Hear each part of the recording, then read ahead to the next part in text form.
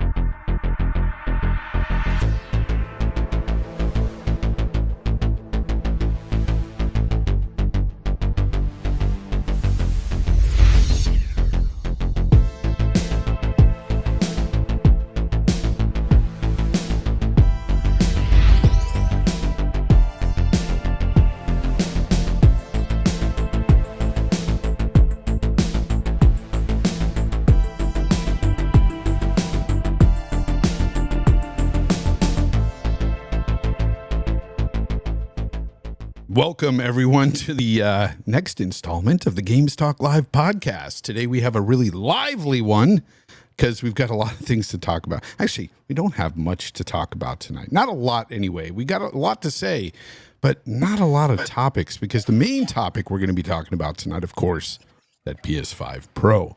But before we get into anything, we're going to talk to the panel. Of course, I've got my co-host here, as usual, Hargeet and I. How have you been? I'm good. It's Remembrance Day. It's 9/11 for those who remember 9/11. Yes. Shout out to all those.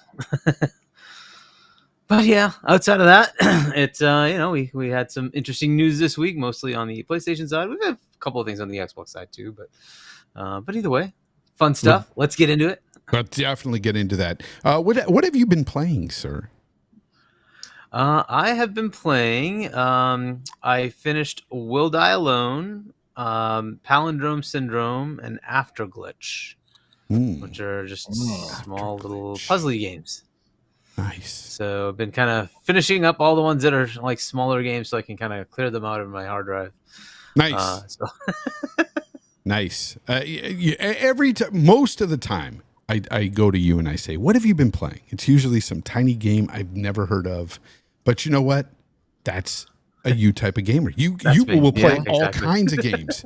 You will play everything and anything. Well, not anything because you haven't played genital jousting. So, hey, and I appreciate you for that. Is that something Alex for has not played? doing that? Alex loves that game. Genital jousting is his favorite.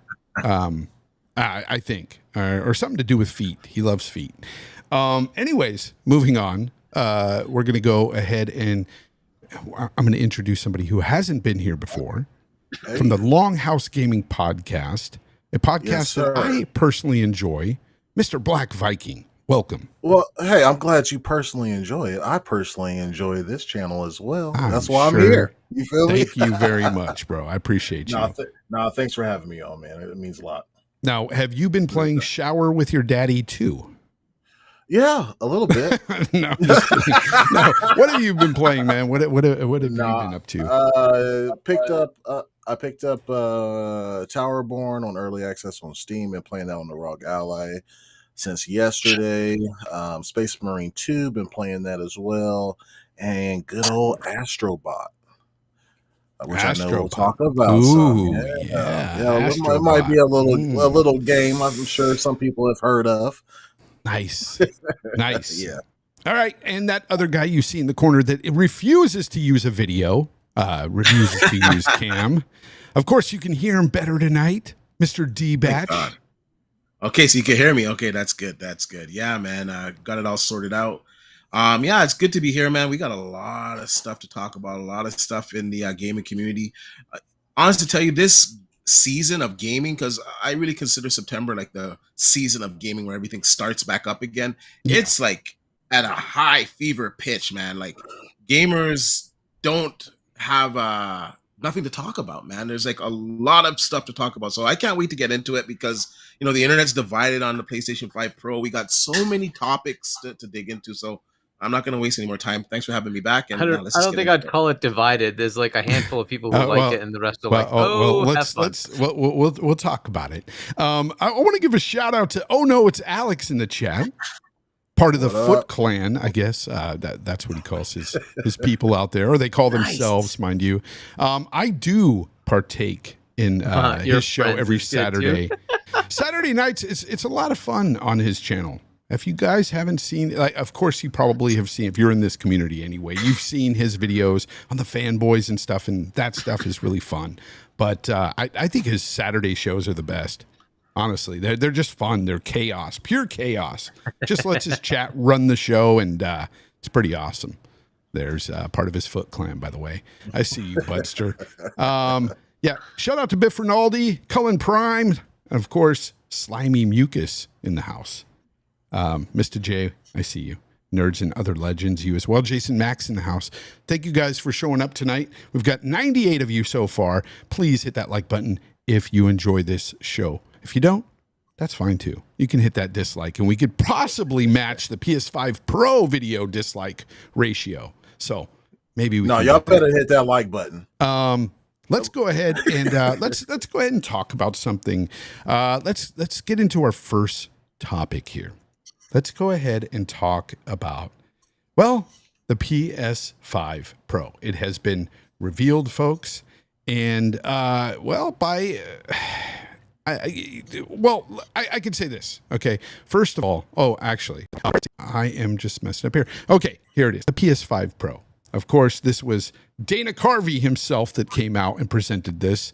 Okay, not Dana Carvey, but Mark Cerny, but they look awfully similar. Holy crap, do they look alike. Let me rewind this. I mean, when he jumps on screen here, immediately I thought Garth from Wayne's World. Like, just bit an image, just a bit older. So he presented this mid-gen refresh. This was a 9-minute video presentation he did. And even though it was short, it wasn't all that sweet because, well, a lot of people had a hard time discerning between images and videos of these older titles they were showing on the base PS5 model compared to the PS5 Pro. You had it like the fidelity modes compared to the performance mode of the old, and it's running at 60 frames now. And it was very hard for a lot of people to see. And I saw a lot of memes out there with people with glasses or, these freaking magnifying glasses trying to find the differences and stuff. And while some of it was apparent to me, I can understand that a lot of it doesn't really justify what they showed at the very end. And that, of course, was the price point. Folks, I don't know if you saw this, but the price point of this machine is $699 starting with a base model, no disk drive, not even a stand. Not even a stand, people. A stand doesn't even come with this thing. Yeah. I don't know. I'm going to go to you first, Black Viking, because, well, you are the main guest of the show tonight, and I want you to tell us what you thought of the presentation, and will you be buying a PS5 Pro? Okay, I'll answer that last one first, and the answer is no. I'm trying to think of who would, and you'll always have the people that want the latest and greatest, your pay pigs of sorts, you know what I mean, that you get a little bit more power and they'll go for it. But like the presentation didn't really show me anything that justified paying $700. And luckily I only buy digital or whatever, so like I wouldn't need the optical drive. But for most people that I know on that side, like your hardcore enthusiasts probably do have a large physical library to bring over to play their PS4 and PS5 games. Like this generation is crazy, man. When the prices haven't gone down at all, you can get you a digital version of the PlayStation 5 Slim for like $450 around that price, $470. And the prices aren't going down because those things should be close to $399 or below now. If we're going by previous generations, and then the new version should be around $499 if we're going by history, right? But $700 is kind of crazy, man. And I'm only speaking because I have Xbox, PlayStation, PC. The only reason why I have a PlayStation is play exclusive games like Astro Bot. And I don't get any bang for my buck on that at all. The presentation, I felt like it was going to be a little bit of trouble because like they spent 2 minutes on the power of the PS5, the base, and like how great that is. That was weird. It was, but I kind of understand why they did that, because they don't want to undersell their PS5s because people are still going to buy those, right? But yeah, if you have to slow down stuff frame by frame, slow it down 10 times for me to see the difference, and to zoom in on shit, like for me to see the difference, even like whenever it was Ratchet and Clank, they zoomed in on the crowd. Like, I don't know what I'm looking at here. Like, I can't tell almost any difference at all. Hogwarts looked pretty cool though, like with the new with ray tracing and stuff like that. At 30 frames, mind you. At 30 frames, 30 right? frames, yeah. Yeah. But like when I looked at it, I thought it was good. Like, I guess I didn't play it much. I thought it did. Yeah, it looked good. Because when I played, and Fonz, did you play that on Xbox or PlayStation? PlayStation. I played on PlayStation. So I played it on PC, and I have a 4090, and I'm like, that looks like crap. That's why you played it on a 40 freaking 90. When I played it, the reflections actually looked like good reflections, right? Because I got like full everything, right? Fully like loaded. So for me, it didn't look good at all. I'm like, that looks like crap. So hold up, I think I played that on the Series X. I'm not sure where I played that. It was on one of the consoles. It definitely wasn't the 4090. I didn't have the 4090 at that time. I played it on the 4090, and I'm like, yep, thank you. That was really good. Yeah, but no, it did look really good. But I think that was one of the biggest shocks that come out after Digital Foundry was like, they showed that at 30 frames. But now they're saying like that's not even a guarantee that you'll get the 4K 60 with PlayStation Pro. I think that's a no-brainer, Viking. I know, but to me, like if you're going to say something's PlayStation 5 Pro enhanced, that means you're getting that fidelity mode with 60. Right, but they said that's not the case. So maybe it'll still be 4K. Well, do you realize with more ray tracing? But like, okay, I just have to interject really quick, because the thing that we run away with sometimes in this community is the buzzword 4K. And even if a game is hitting 4K, it's usually not native. It's usually presented. We call it 4K. Yeah, 4K. Exactly. It's 4K. A lot of these games don't even hit 1440p natively, but they get upscaled. Okay, they're using those different tricks, FSR and all that stuff, to really bump things up sometimes. So for this console, a mid-gen refresh, a half step, so be it. I did not expect this thing to have full fidelity 4K with 60 frames with every game. I don't expect that at all. That's asking way too much. Yeah. You that's the kind of stuff you get on a 4080. You know what I'm saying? You need some really big heat to do something like that. Yeah.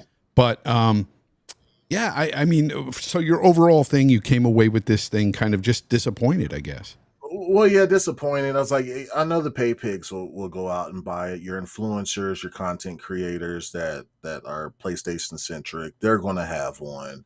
Kind of have to rep the brand and to test it out and tell people what your thoughts are. Casuals, no chance. And maybe some people will get FOMO to purchase it. I'm just not seeing it right now, though. As far as like why, just why? I don't know. We talked about it on the podcast yesterday. It's like, well, we have no idea.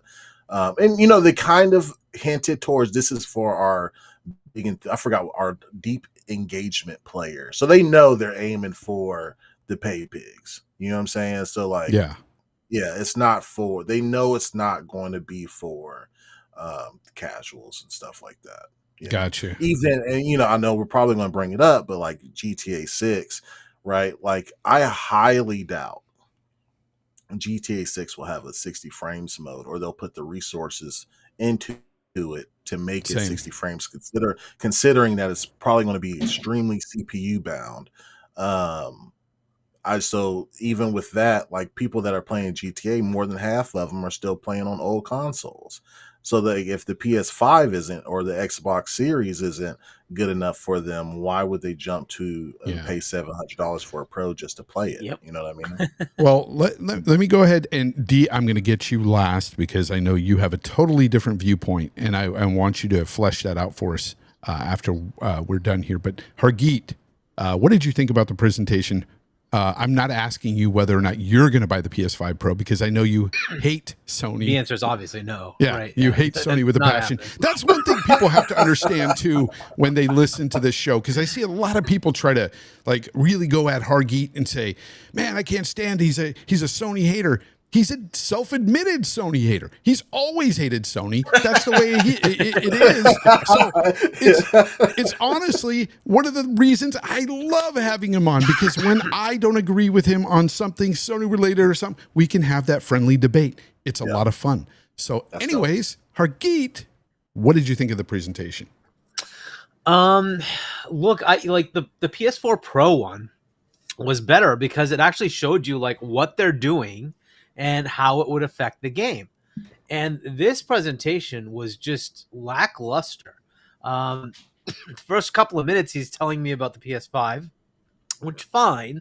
If you had a 20-minute presentation afterwards to tell me this is what the tech is, this is what we're doing, and this is what it's going to do, right? And it details it out, where you get not these little screenshot things that like don't really show a difference, but actually show, hey, this is what we did, and we interpolated this way, and it became this, and end it with a thunderous thing that says this is why you need this. They didn't. There was no hook that said this game is going to be so much better if you spend that $700.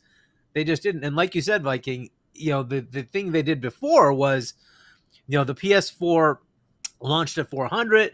PS4 Pro comes out, they launched that at 400 and cut the other ones down. Right? 100%. Xbox One launched at 500. One X comes out 500, the other ones go down. Yeah, that is not what's happening now. The PS5 is more expensive than when it launched. And now you have to deal with that. Plus you're saying, okay, we're going to have even more expensive this PS5 Pro. It's an interesting place to be. Usually the people that are on the old gen were looking for this to say, oh, cool, now the old one, the PS5 will get cheaper. I can go get that.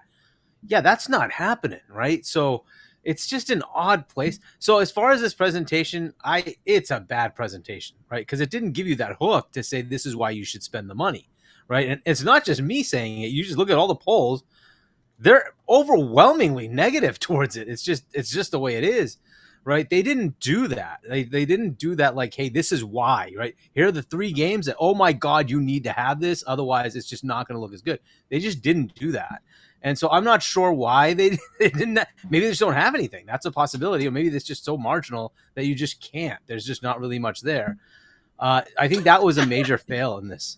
So I don't know how they will end up selling with this. I still think, like you're saying, Viking, I think there's going to be the enthusiasts. They're going to go spend the money anyways. I think the first batch is going to be all scalpers anyway. We know it, right? All the scalpers 100%. Are going to buy it. And then it's going to get sold through. So, and I'm pretty sure they know, hey, we're not going to sell 40 million of these things. Most people are going to pay through, bro. You know what? Honestly, most people are going to pay over $1,000 for this first batches. Yeah, because of the scalpers. Yeah.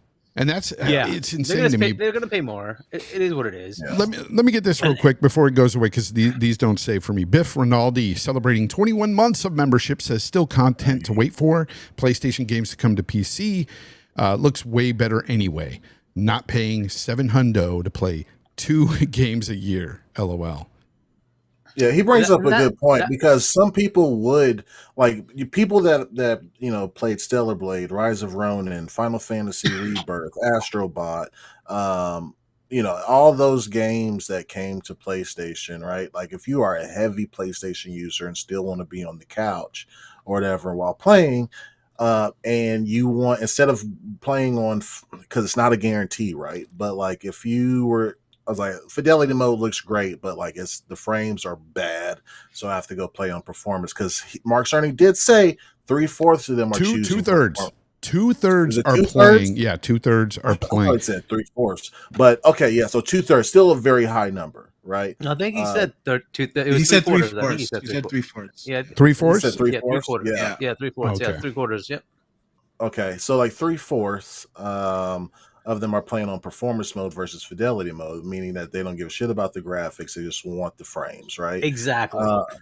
Right. Yeah. So And what does that tell you? If all games aren't going to hit 60 on this console, what's the point? yeah, I don't know. And unless Yeah. you are a big time Sony guy, I do have believe to that be- all their first party will continue to hit 60 Yes. frames because of this console. I think their first Yeah, party will. and they'll do that on But how PS5. many They've are- been doing that this yeah. whole time, right? Yeah. So And not to make a stab I at think- Sony, but how many first party are coming out next year? You know what I mean? and this has been the problem, right? I don't And know. how many money Yeah. hats do they have, right? So I like this is a lot of the games you mentioned are all money hats, right? The big game they had this year was Concord, which failed miserably, and then Astro, Yeah. which isn't selling. So it is what it is. That's kind of where they are. They have a very interesting roadmap coming up with Fair Games, Death Stranding, and Marathon next year. Well, Marathon might get pushed, and then potentially Venom, but we don't know because they haven't announced it. Yeah. Yeah, so that's kind of their roadmap for next year. Fair Games, we'll see what happens there. Marathon, anyways, we'll get into that later. But as far as the PS5 Pro, that presentation was just a bad idea. I also just do not like Mark Cerny as a presenter. He is so dry.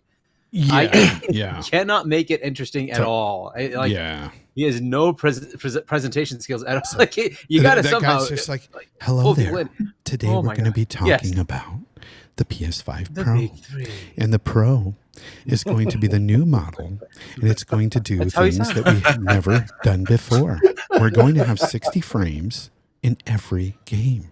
No, I mean, it is definitely like that, and it's not a good It's way so to like bad. really present something. But I will say this: the man is a genius.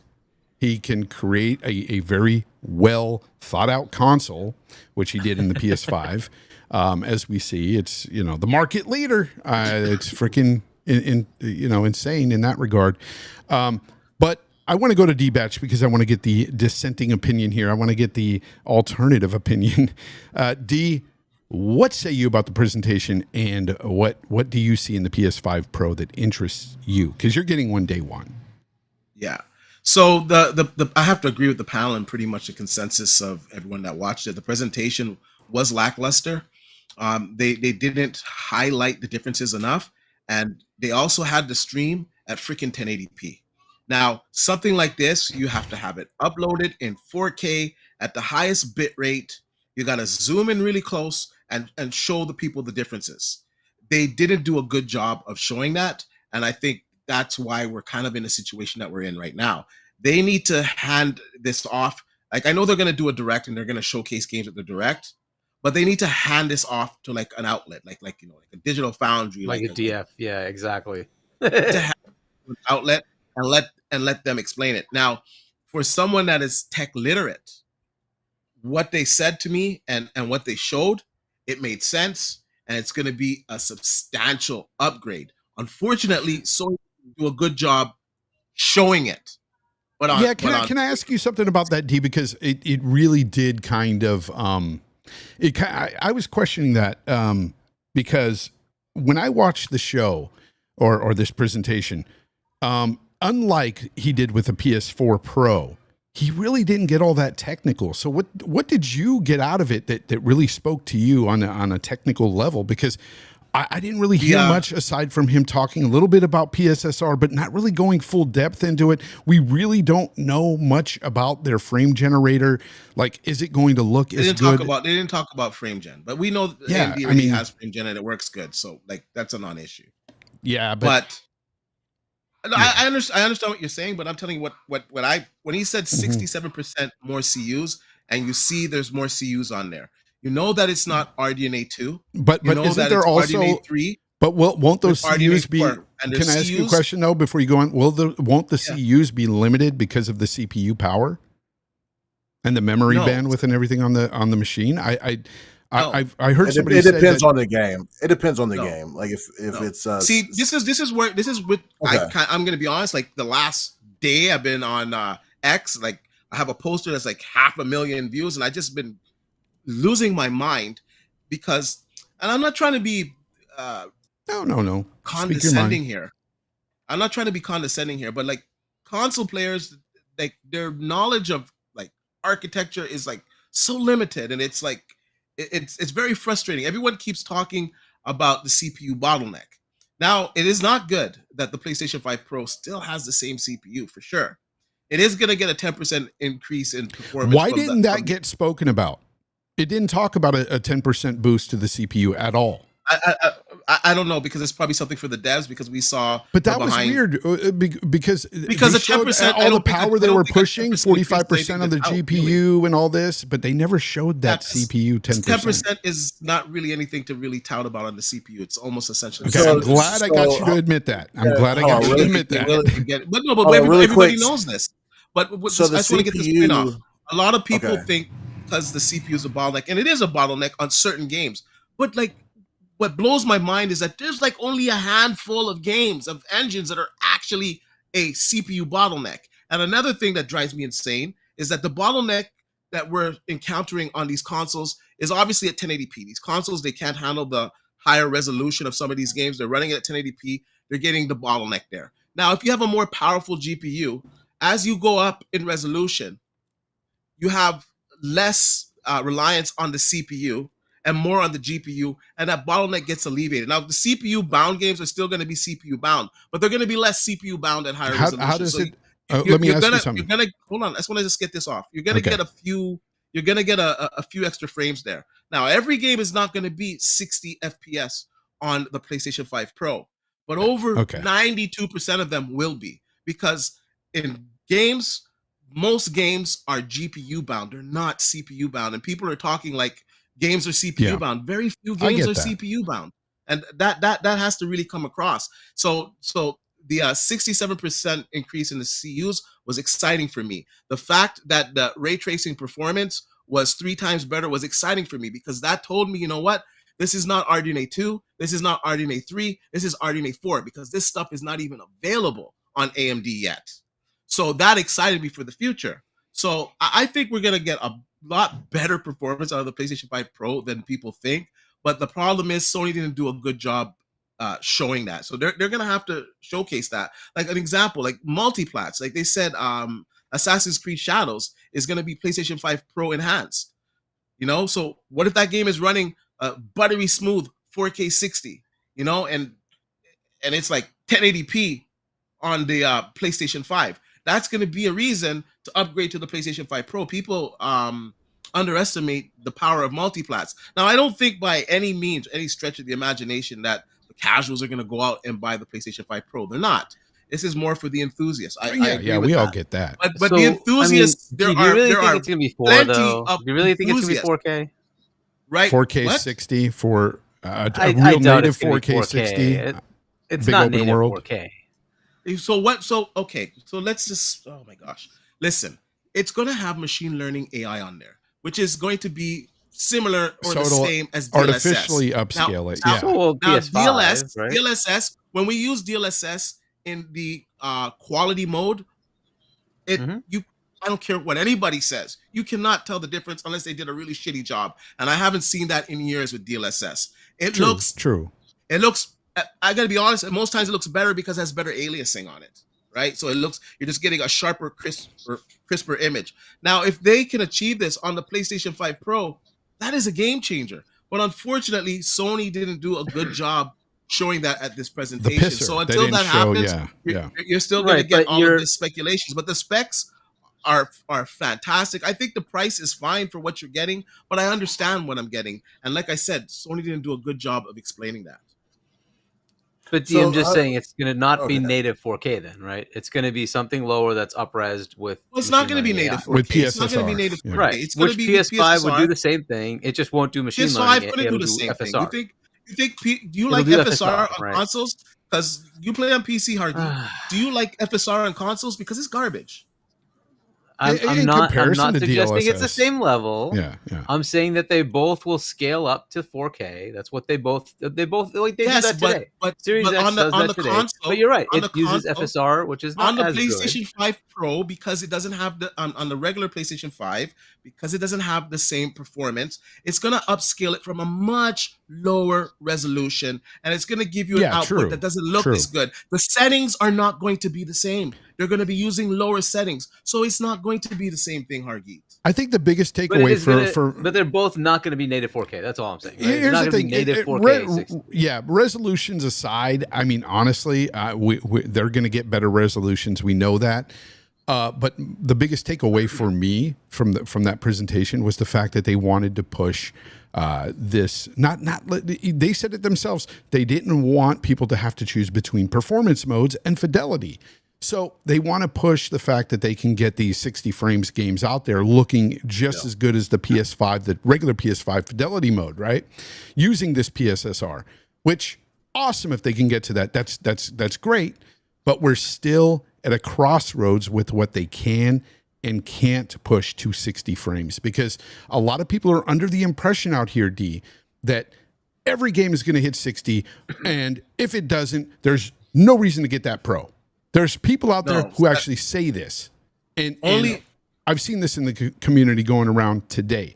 And the thing is you're going to have CPU bound games that are really going to be intensive, and even games, Unreal Engine 5 games like Black Myth Wukong, that are still going to give some issues there, because as it stands right now with the PS5, the way it runs in performance mode, pushing a 30 to 35 frame game using frame gen up to 60 just doesn't cut it. And even Digital Foundry has said that. So I don't see them Wukong would run actually good on the PlayStation 5 Pro, to be honest with you. But the CPU, so we're just assuming that it's a 10% increase for the CPU, because nothing. We saw the leaked documents, and if you watch the event, everything was there. I didn't see the 10% boost to the CPU on the event, though. That's the only part I didn't see. That's probably internal. They're not going to release that because, like I said, it's not really a good option. It's like 10%. You're going to get people once again saying, "Oh, there's not a big upgrade on the CPU." But this was a technical display. Other than just saying that it's like but they're gonna changing it, right? Like, and this is for your tech guys like yourself, right? Like, you would want to know. This wasn't for tech guys. This was not for tech guys. The tech guys one is going to be a deep dive. It's going to be completely different. They're going to have some type of deep dive. It's probably going to be handed off to an outlet. This was not for the tech guys. This was for the enthusiasts, and for the PlayStation crowd. My biggest. Okay, go ahead. Sorry. I was just going to say my biggest problem with this, with the presentation for me personally, was because honestly, I was looking at this thing and thinking, if they have a good show and the price is right for me, I might trade in my console and pick this thing up. I was really thinking about it.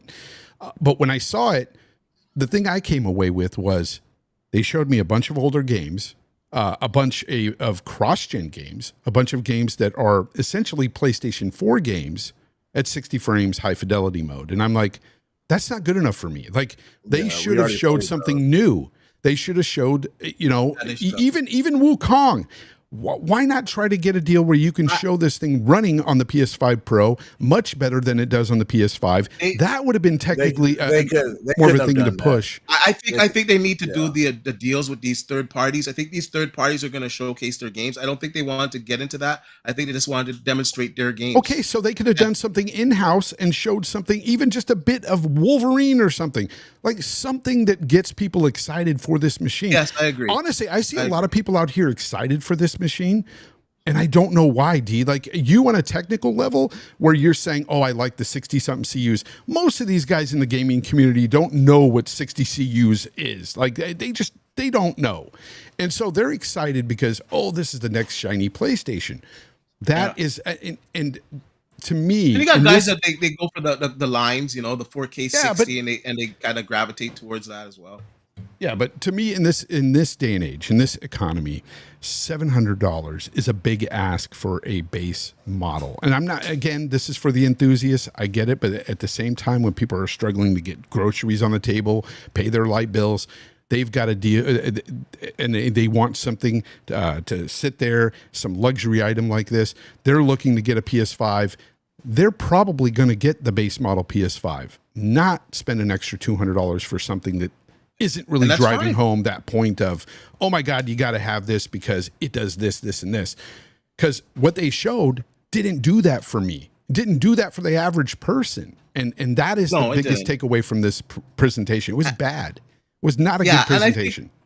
I think they have more time because this isn't coming out to the 7th of November. So we're going to get a lot more details. We're going to get more games.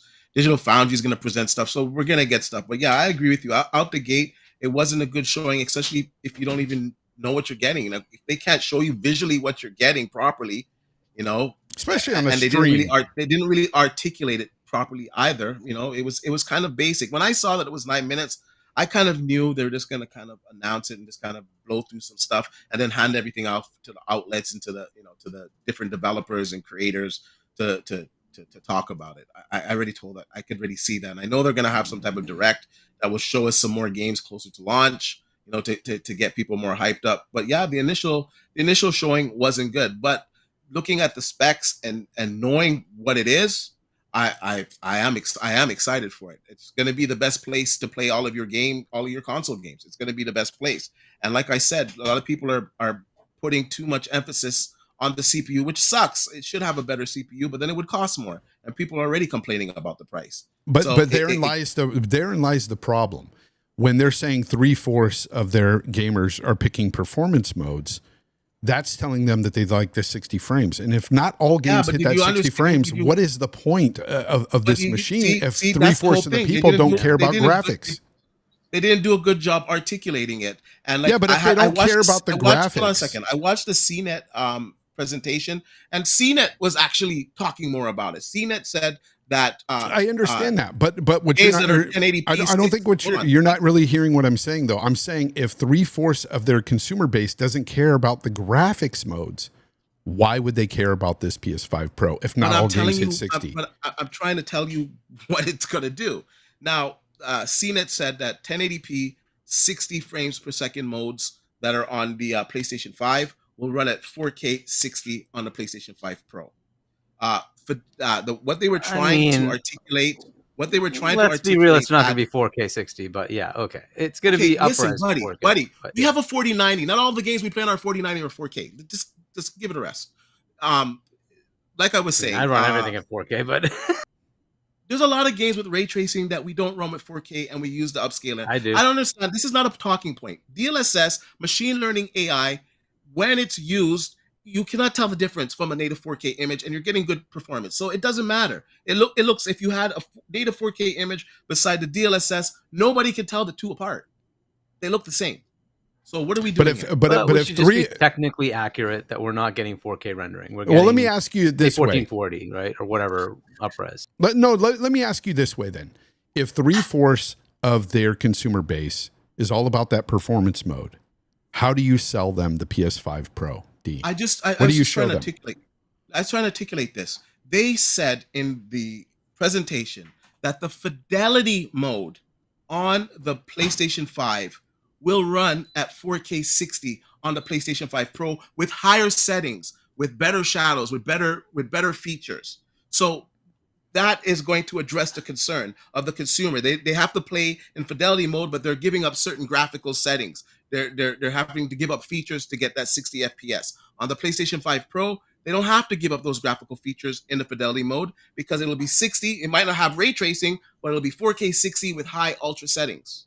Again, that's a big ask of people to jump to and pay $200 more for a console that if they don't care about the graphical fidelity. If they're in it for the 60 frames. If they're playing that same fidelity mode at 30, 60, not 30, sorry. No, but if they're playing 60 and they're running at 1080p and it's upscaled or whatever, they'll be just fine with that. They'll be just as fine with that. I don't think most people will stick with the PlayStation 5. That's why this is for the very, very hardcore. This is like the PS4 was, the Pro. This is just like how the series, the 1X was. For us, it's for the enthusiasts. It's not. If you have a problem with I'm just gonna say this. If you have a problem with the price, then it's not for you. But I and you're still not think supposed to get it. You but can I still enjoy your think the games price, on the PlayStation 5. I And still another thing think that the kind of price annoys is me not about warranted. The price is not warranted. I still think it's more corporate where's need the outrage? than business. It's corporate greed more than business need. Then don't get it. I really do. Some people don't want a 4090. Exactly why I'm not That's why they make a 4070. D, like I think people can do what they want to with their money. Yeah, like, for sure, right? But I think like I've always gotten a mid-gen refresh for both systems, right? And they priced me out of that because I don't feel like it's worth $700. So like the PS4 came out, you know, $400, easy peasy. I can do that. You know what I mean? Like plus a trade-in. You know what I'm saying? Like it's easy. You know what I mean? But like this, like I don't see and then the jump from PS4 to PS4 Pro, I feel like was much higher than what it is for the PS5 to the PS5 Pro, right? I'm just saying, like, this goes for both companies, Xbox and PlayStation. We have to stop listening to these motherfucking marketing guys and what they push out to us or whatever, and wait a minute and not be like day one when if we haven't seen shit really. Yeah, you exactly. know what I mean? Good point. We haven't seen nothing, to be honest. Like Ratchet and Clank, they showed Spider-Man, a little bit of fuzzy, you know, and a lot of PS4 games. Shadows. A lot of PS4 games. They haven't showed me anything. Now, if they come with a side-by-side comparison, which I know DF will do, of Assassin's Creed Shadows, right? And depending on what it looks like from PS5 to PS5 Pro or how it runs, okay. Like, that's what I need to see. But I'm not doing any more of this day one bullshit with any of these companies, because they will just tell you what you want to hear, you know, give you all these stats and whatever. And bro, I'm not with that at all. Especially anymore, with any if company. you look at the specs though, 36 CUs, just using common sense, versus 60 CUs.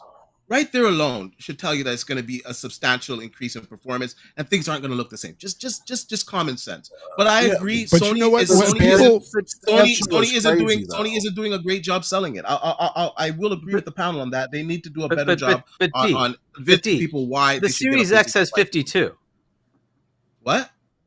The Series X has 52 CUs. So that isn't enough, right? Because it's a different. Okay, Hargeet, we don't want to talk. Like, we're gonna do this. The Xbox Series X is RDNA 2. This is RDNA 3. Yeah. It's RDNA 3 and 4. Well, you made the thing about CUs. It's different architecture. That's what I'm saying. There's different calculations in there.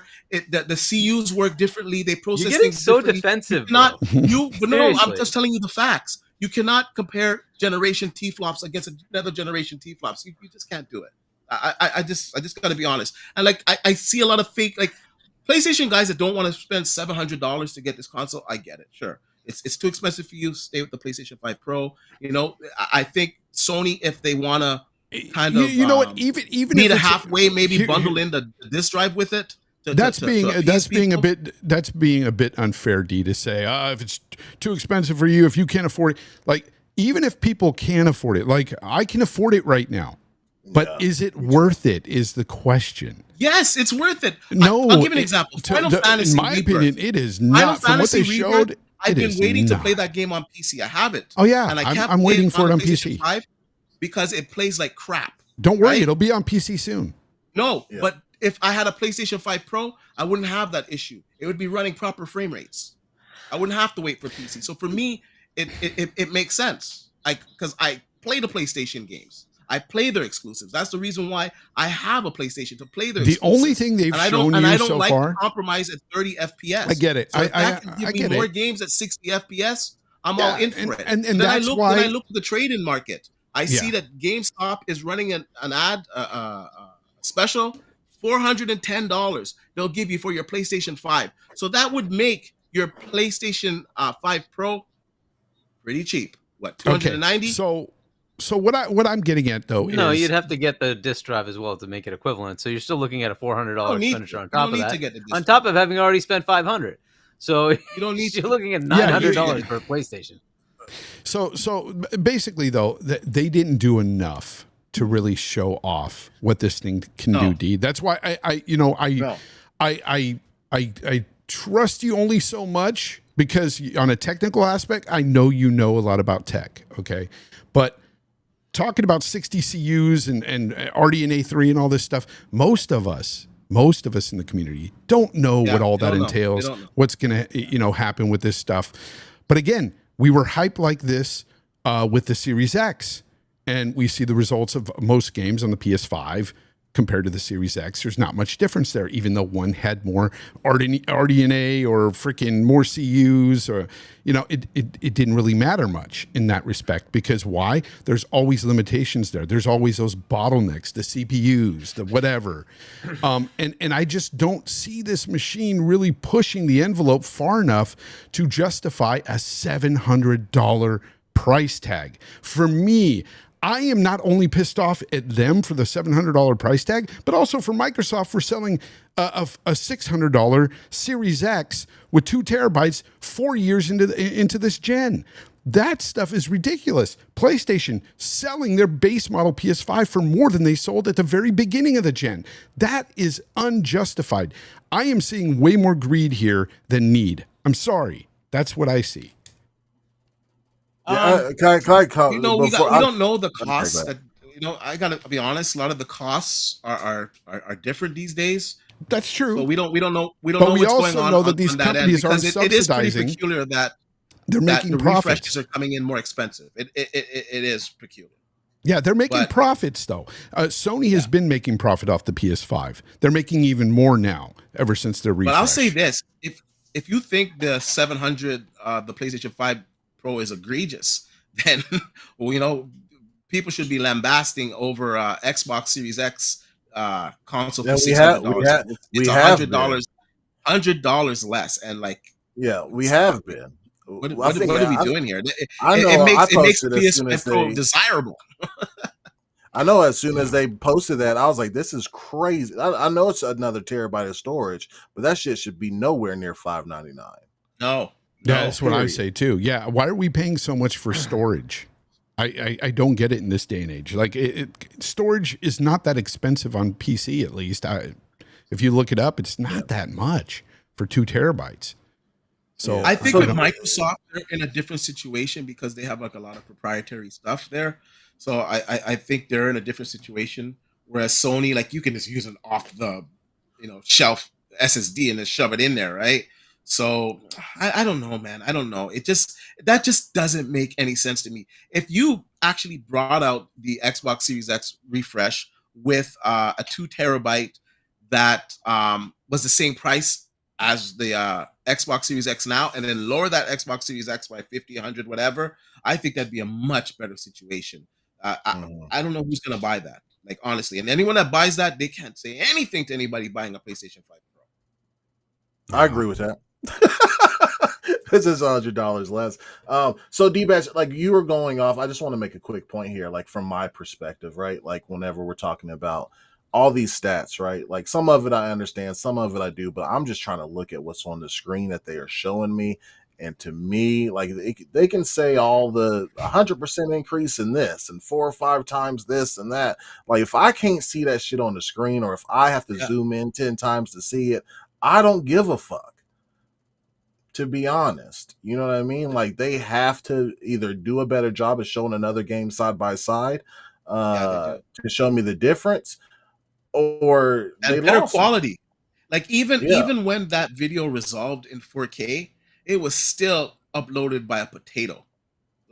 It still wasn't good. It was still pretty low bit rate. And I'm a small damn channel, and if you look at my videos, they're crispy, man. I don't release anything that looks like crap. And I'm just little old me, much less Sony. So they need to do a better job, especially when you want to visually display the differences between the consoles. So I agree with the panel. They did a crappy job introducing it and showing the differences over the PlayStation 5. Well, I think they don't want to show too much of the differences too, because it's going to shoot them in the face. Well, the reason why, we keep bringing this up too, or for me at least, is that's why I don't understand so much this huge enthusiasm you have for this console when they didn't even show anything to really get enthused about. Because I've seen the leaks. I know the hardware. I have a 7800 XT on PC. I know what this stuff can perform like. So for me, I already know. But the general public, like I told you, like console gamers, for the most part, they're knowing what they're told and what they see. They don't go into all, like, of course, some do know the details, but I'm saying the majority, they don't. So they're not going to be excited that, oh my gosh, the ray tracing performance is 3 times better, and that means that the CPU is going to be freed up to do this and that. They don't know all of that stuff. So, it's up to Sony to present it, and they did a crappy job presenting it. And if you look at the videos, the dislike ratio is massive. Like, there's so many dislikes on that presentation. And I think the biggest takeaway there, most of those are probably people who have sticker shock and they're like, I can't believe they're going to sell this thing for $700, because we've seen a lot of people complain. But also, I think there are some gamers out there that have just bought a PS5 and they're probably like, what is this? I just bought a PS5. What am I doing? What are we doing here? Now you're releasing a better one? So there's some of those, I'm sure, too. But I gotta say, there's gotta be some. There's gotta be some demand out there, because in Canada today, I couldn't freaking believe it. It's the PlayStation 5 Slim Disc Drive, the add-on. It freaking sold out. I checked Walmart. I checked Amazon. I checked Best Buy. Every retailer sold out. Let's be honest, though. How many of those smart scalpers? Let's just, it could be scalpers, but let's be honest, though. How many of those do sit on the shelves? How many? I doubt there's a lot of those. I've never seen peripherals one on the shelf, sitting on the shelf. I because I'm in retail, so I see stock all the time, and they've been around, and it was getting, like, I was looking at my retailer, like my supplier on the back end, and I saw them kind of going down. I was like, holy shit, I better get one, because they're gonna get sold out, and I get them at a really discounted price. I got it for 30 USD. So I said, you know what, I'm gonna pick it up now, because I think we're gonna have a situation where they're gonna be a little bit scarce. I think people are gonna be surprised at how much it sells initially. I don't know how much it's gonna sell after the initial batch, but there's a lot of people out there that will get it, and then gamers are gonna get FOMO, and they're gonna want to get it. And then once Sony, or I got to be honest with you, it might be even a little bit after launch or around launch, when Digital Foundry gets their hands on it and they can really break it down. And if they're able to showcase, hey, it's huge, then you'll start to see people have more interest in it. But this has never been designed to go for the casual. This is always meant to be an enthusiast model, just like you have, the iPhone. What is the new one? 16, and you have like the iPhone 16 Pro, just like you have the Galaxy S24 and you have the Galaxy S24 Ultra. And it just drives me crazy. People complain about the $700, and you get these little, buy it. And you get these little tiny spend incremental. More on their cell phones than they do on these consoles. They spend more on their damn cell phones. It's insane. Where was people complaining about the Rogue Ally? Or all these other handhelds. That's different, though. That's different. That's a handheld. That's completely different. That's a handheld with your Steam library, that's bro. Open platform. The price of that handheld, it doesn't have a quarter of the power of the PlayStation 5. It's not about the power. I love my Rogue Ally. I have my Rogue Ally. I love it. I think it's worth it. But I'm just simply saying, you cannot compare a ROG or a Steam Deck even to the PS5 Pro. They're totally different. I'm saying in money spent. People have no problem spending that casually, but $700 for a PlayStation 5 Pro is bad. Come on. Yeah, because I can take my anywhere with it. The PS5 Pro is a very closed It comes platform. with a screen on the ROG. Like, you have your screen. I think you have people Windows are mad about on the PlayStation 5 Pro price because they would like to have it, and it's more expensive than they expected it to be. I love you, D, but that's a really bad comparison. No, I think that's what it is, man. Yeah, Colt Eastwood in the chat says the ROG Ally does 10 times more things than the Pro. Sure. It does, but that's not the point. My point is that people have the point. I love that. People have no, but okay, let's say a cell phone. People have no problem spending $1,000 on a cell phone. Like, they do it every year. They upgrade every year. Most people pay monthly. Like, so it doesn't really. They're not going out. They're not paying. They're not shelling out $1,000 like for it. You know what I mean? So, yeah. And or people to be trading fair, a smartphone does a lot of things for you, and much more so than a dedicated gaming machine. Yeah, but you don't need to upgrade it every year. You don't need to upgrade it every year. I don't think anybody. Well, I don't think a lot of people do it every year. I think it's every 2 years. Every 2 years is a big thing. Let me get through some of these super chats, guys. Let me get through some of these. Abdi with the super chat, $6.99 Canadian. Thank you very much, by the way. He says the PS5 Pro is $959.99 Canadian, 99 Canadian for the disc drive, and 39 Canadian for the stand. That is $1,100 Canadian before taxes. Well over 1,200 Canadian. You're a Canadian, D. What about that? What about that price, bro? Yeah, our Canadian dollar's horrible. Don't ask me how much I paid for my 4090.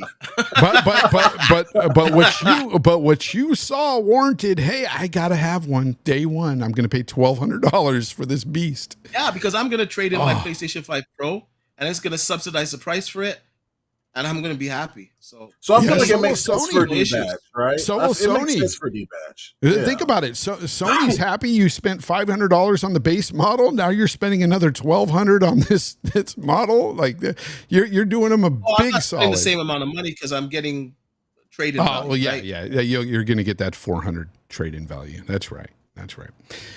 So you're only going to spend a couple hundred, a few hundred more than you're paying for the base model. And it'd be $600 trade-in value. So KI Gaming with the $1.99 super chat says, if they showcase new games, will that sway you? He's talking to us, guys. If they show new games, will that sway me? Let me tell you something. That's what I was looking for. Because I honestly was looking at the possibility of getting this, but the price point still is a big stickler for me. And it's not because I can't afford it. It's do I think it's worth it? If this thing did freaking 4K 60 frames on freaking all these big open world games, Wukong, Grand Theft Auto 6, all this stuff, I don't know. The price is still high, but if it came down a little, if I can get it $50 off, maybe, but I'm going to say no at this point. I'm going to say no. So you played Fonz Black Myth Wukong. You played it on PC, correct? Yeah, I played it on a 4090, and it was rough. And the performance wasn't great. So do you think that would actually be mitigated on a PS5 Pro? No, I don't. I think it'll still have its issues. That's why I said I wanted to see something that's more taxing on the PS5 running on this Pro to really make up my mind. And what they showed was a bunch of games that we've seen many times before. Issues on Wukong on your PC? Yeah, it's pretty performance unoptimized, dude. It's not very optimized. What CPU are you guys running? I got the latest Intel, and Hargeet has the AMD. I haven't played it yet, but I have a 7800X 3D. Yeah. Oh, okay. So I here's think it's the thing. probably an Intel problem. No, it's not, because I can view how it's running, and it runs more on the GPU on that game. But I'm telling you, are you talking about your frame rate, or are you talking about it's choppy? Like, what are you saying? Oh, the frame timing. Frame timing is horrible in that game. It's all over the place, especially at the end when you get into chapter 5 and 6. It's bad. It's me performance. Yeah, I understand what you're saying there. I didn't understand what you're saying. But for me, the frame time happens when I'm going into a new area, and sometimes when I'm everybody's affected by that. Everybody. I don't get many of them. That's just poor performance optimization from game science. But I just wanted to see a more demanding game. It didn't have to be Wukong, but something bigger or even brand new, showing something shiny like on the screen. Space Marine 2 that runs like they have an opportunity with Space Marine 2. They could have done that, you know. They have an opportunity with Assassin's Creed, and because they did talk about it at the preview event, I'm pretty sure that's going to be a game that's going to be touted for the PlayStation 5 Pro. Yeah, you're going to get your wish with Assassin's Creed Shadows for sure. But Shadows is marketed by Xbox, I think, right? And that's probably why they didn't really delve into it. Let me get through some of these chats real quick. KJ Gaming, if they show... Oh, I read that already. Fantas Archer, thank you very much for the 2. He says, bigger concern is if the PS5 Pro fixes overheating. Is there problems with the overheating in the PS5s? I haven't had an issue. There have been some reports of it, but I mean, it's not like it's widespread. It's not widespread. It does get hot though. It gets hot. Oh yeah. It does get hot. It gets hot. But my Series X gets hot too, though. Like if I put my hand the over it, it's not to the same levels, but yeah, like if you touch it at the wrong time, it can like send you. It's pretty bad. To answer his question though, the PlayStation 5 Pro smaller node, so it's gonna be cooler. And I'm pretty sure they're gonna have better cooling in the PlayStation 5 Pro. So I wouldn't would hope they did. it wouldn't get as hot. It wouldn't get as hot. All right, Danny Passion Official I mean, it's with going a to 2. run hotter too, right? But we'll see. Thank you, Danny. It's not gonna He said, "Let him cook. D is always right. Ally X is better." Nerds and other legends, shout out to you. $5 super chat. He says, in my opinion, the Pro is attempting to solve a problem that doesn't exist this gen. The issue is risk aversion and lack of originality, not a fidelity problem. Yeah? Oh, bro, that's 100% true. In short, he just said now they're remastering consoles. Well, I mean, that's what mid-gen refresh kind of does. You know, that's one thing I wanted to ask you guys. I know I felt this way with the One X. After I adopted the One X, the PS5 4 Pro, and then the One X, I got to a point where I was already seeing fidelity and textures at a certain level. By the time we got into this gen, it was very lackluster. Like the only thing that we were getting was some 60 frames in some of those same textures, same resolutions that we were getting beforehand, because it kind of spoiled me. Do you think that this type of mid-gen refresh launch is going to spoil your next-gen launch at all? I don't think so. No, not really, because next gen, from what we're hearing from Microsoft, is 2026. Looks like PlayStation is like 2027. I actually heard, D, they're pushing it back to 2027. Xbox. For who? For Xbox? Really? Yeah. Oh, shoot. That's what. Okay, that's so I guess they're both coming out in 2027. So nonetheless, I don't think so. I think I just thought of this. I think a good way for them to sell the PlayStation 5 Pro would be to showcase Unreal Engine 5 games running on it. You sound like you're getting real distant. I don't know why. Can you hear me now? Do you have a noise gate? Do you have a noise gate on or something? Because it really cuts out bad. Can you hear me now? Yeah. Yeah, I was saying that they could showcase Unreal Engine 5 running on the PlayStation 5 Pro versus the PlayStation 5. That would be a good way to show the differences. And if you could show the better performance of Unreal Engine 5 games on that console, that could be a selling point, because Unreal Engine 5 is what you want, Fonz. That's the innovation. That's where we're seeing the better graphics and stuff. But the hardware that we have right now just can't really run it that good. No, the consoles are very anemic. They are. And even with this PS5 Pro, so far, from what I've seen, it's still just a PS5 on steroids.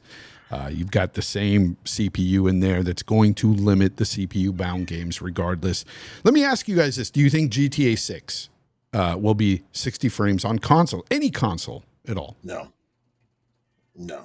I think they have the potential. You know what? It's how bad does Sony want it to run 60 FPS on their console? I think it's more of a question of how bad does Rockstar want to give us 60 FPS? Rockstar they have the marketing for the game, and that would be a huge marketing tool for your console, for your game, advertising it at a higher resolution at 60 FPS.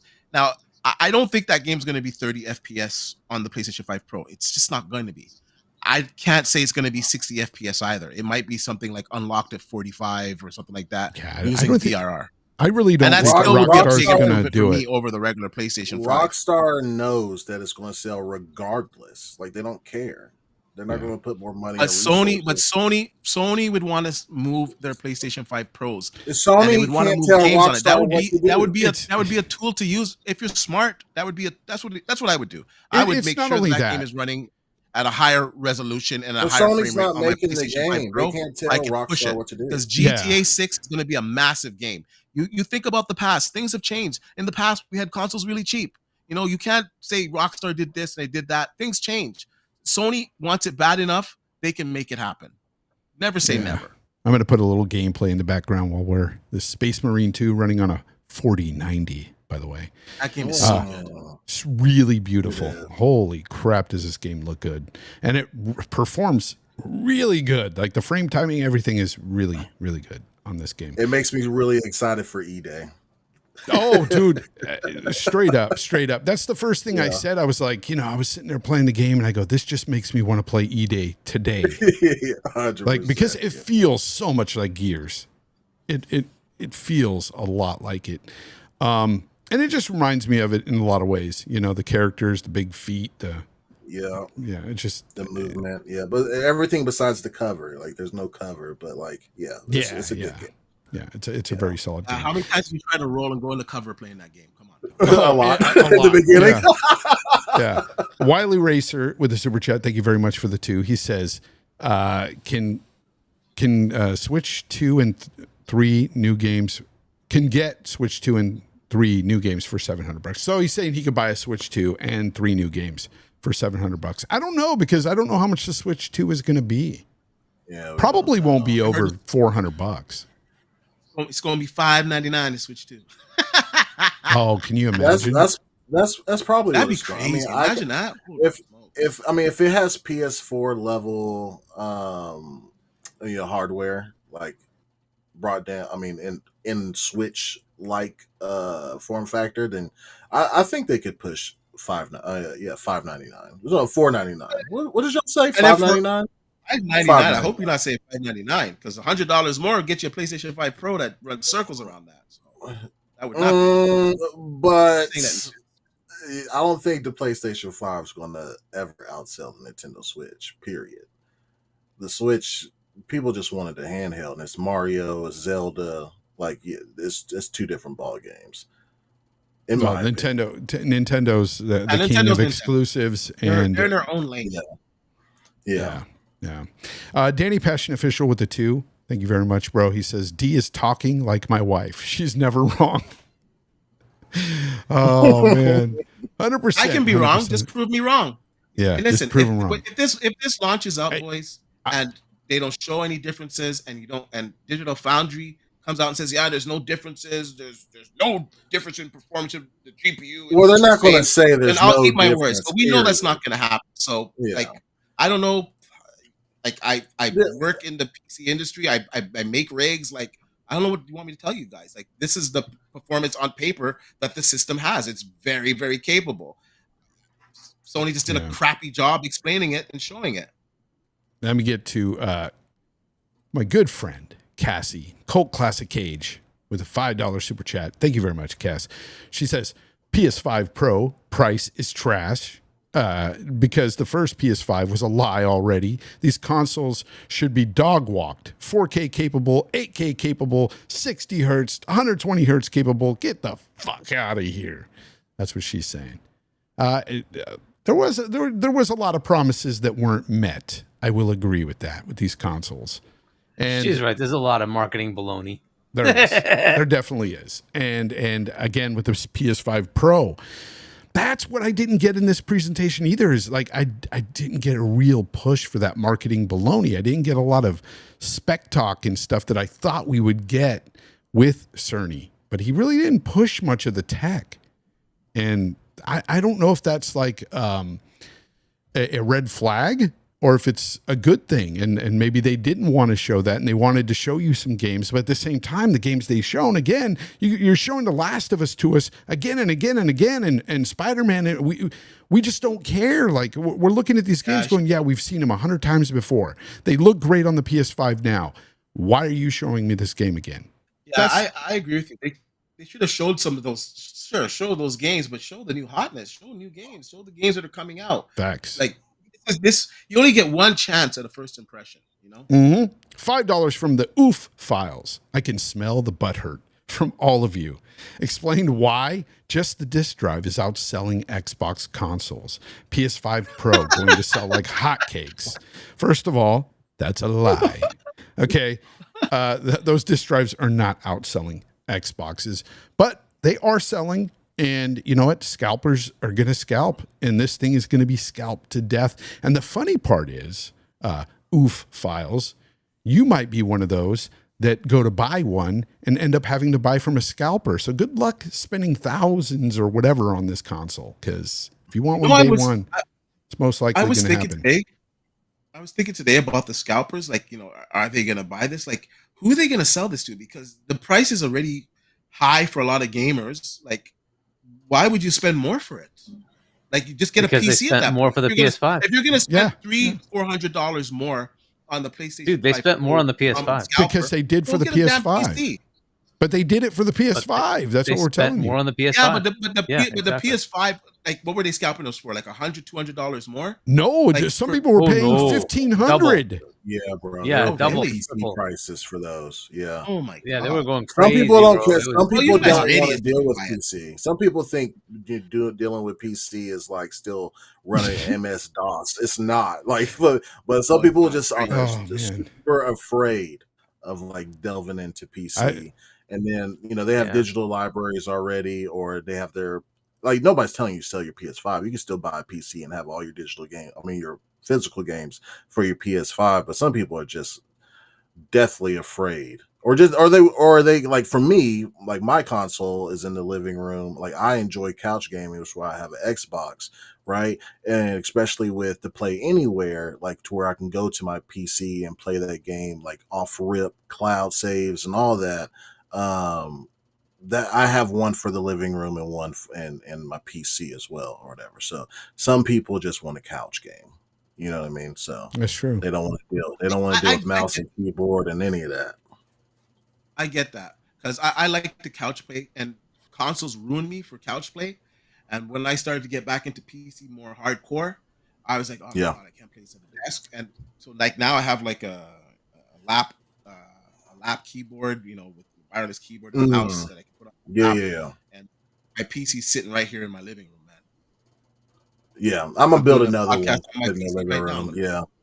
Yeah. Let me get to this. God's Hitman with the $4.99. He says, "What if they add the Spider-Man multiplayer to only the PS5 Pro? Would that make more people buy the console?" Yeah, they wouldn't do that, because here's the thing: dumbest move. The Pro will only. I think the Pro will only hit maybe around 10 to 12% of the total PS5 market. I don't think it gets that high. I think there's a possibility, but that is the top echelon of where it's going to hit, I think, because this is an enthusiast console. For sure. And mark my words, it's going to just like a 4090. How many people have a 4090? If you look at the Steam charts, very few people have it. Yeah, but if you talk to Twitter, everybody has one. Oh, I know. You know what's funny? Most console gamers will say that, and they'll say, "Oh, I've got a hefty rig, and I like the console." And it's like, "Oh yeah, well, what do you got? You probably have a puny rig." And they're like, "A 4090," and I'm like, "Oh, okay." Yeah, all right. Everybody has one. We're the minority, though. So yeah, for sure. Got Dr. Dry Rub with a $5. Damn. Dr. Dry Rub. Pause. If devs use the Pro as the lead console, how would that affect games on the X and base 5? They won't use it as the base console. I think they'll use the PS5 as the base, like they're doing now. And they'll just upscale things, add more ray tracing features and things like that. Because here's the thing. A lot of the developers out there, even though they have that overhead, they won't use it for 60 frames. They won't use it for more frames. They will use it for the graphical features, because that is a more selling point to the casuals out there, unfortunately. So, apparently not Sony. Sony's saying they're paying the fidelity mode. Apparently that's what they're saying, but then again, what's the point of this then? And there's still developers who think that way, though. They will push fidelity over frames still to this day. Yeah, but I think the PlayStation 5 Pro kind of, if I remember the literature, it kind of mandates that you got to have like a 60. Oh my God. Can I ask a question? Because I don't know what this is like. Because I only play like competitive like shooters and stuff like that on PC mostly. So when you boot up Fortnite, like your black hole games, your Fortnite, your Call of Duties and whatnot, Valorant now, is there a performance mode on there? On which one? On consoles? On consoles. I mean, in general, most of those games do 60 to 120, right? Yeah, so to 120. I think that's if you're playing those, you want as much FPS as possible. So, like, I'm curious. Yeah, those will jump up a lot. That's where Fortnite does 120, I think, and Call of Duty generally does 120. I think you might have to select it, but you have to select on the Series X level.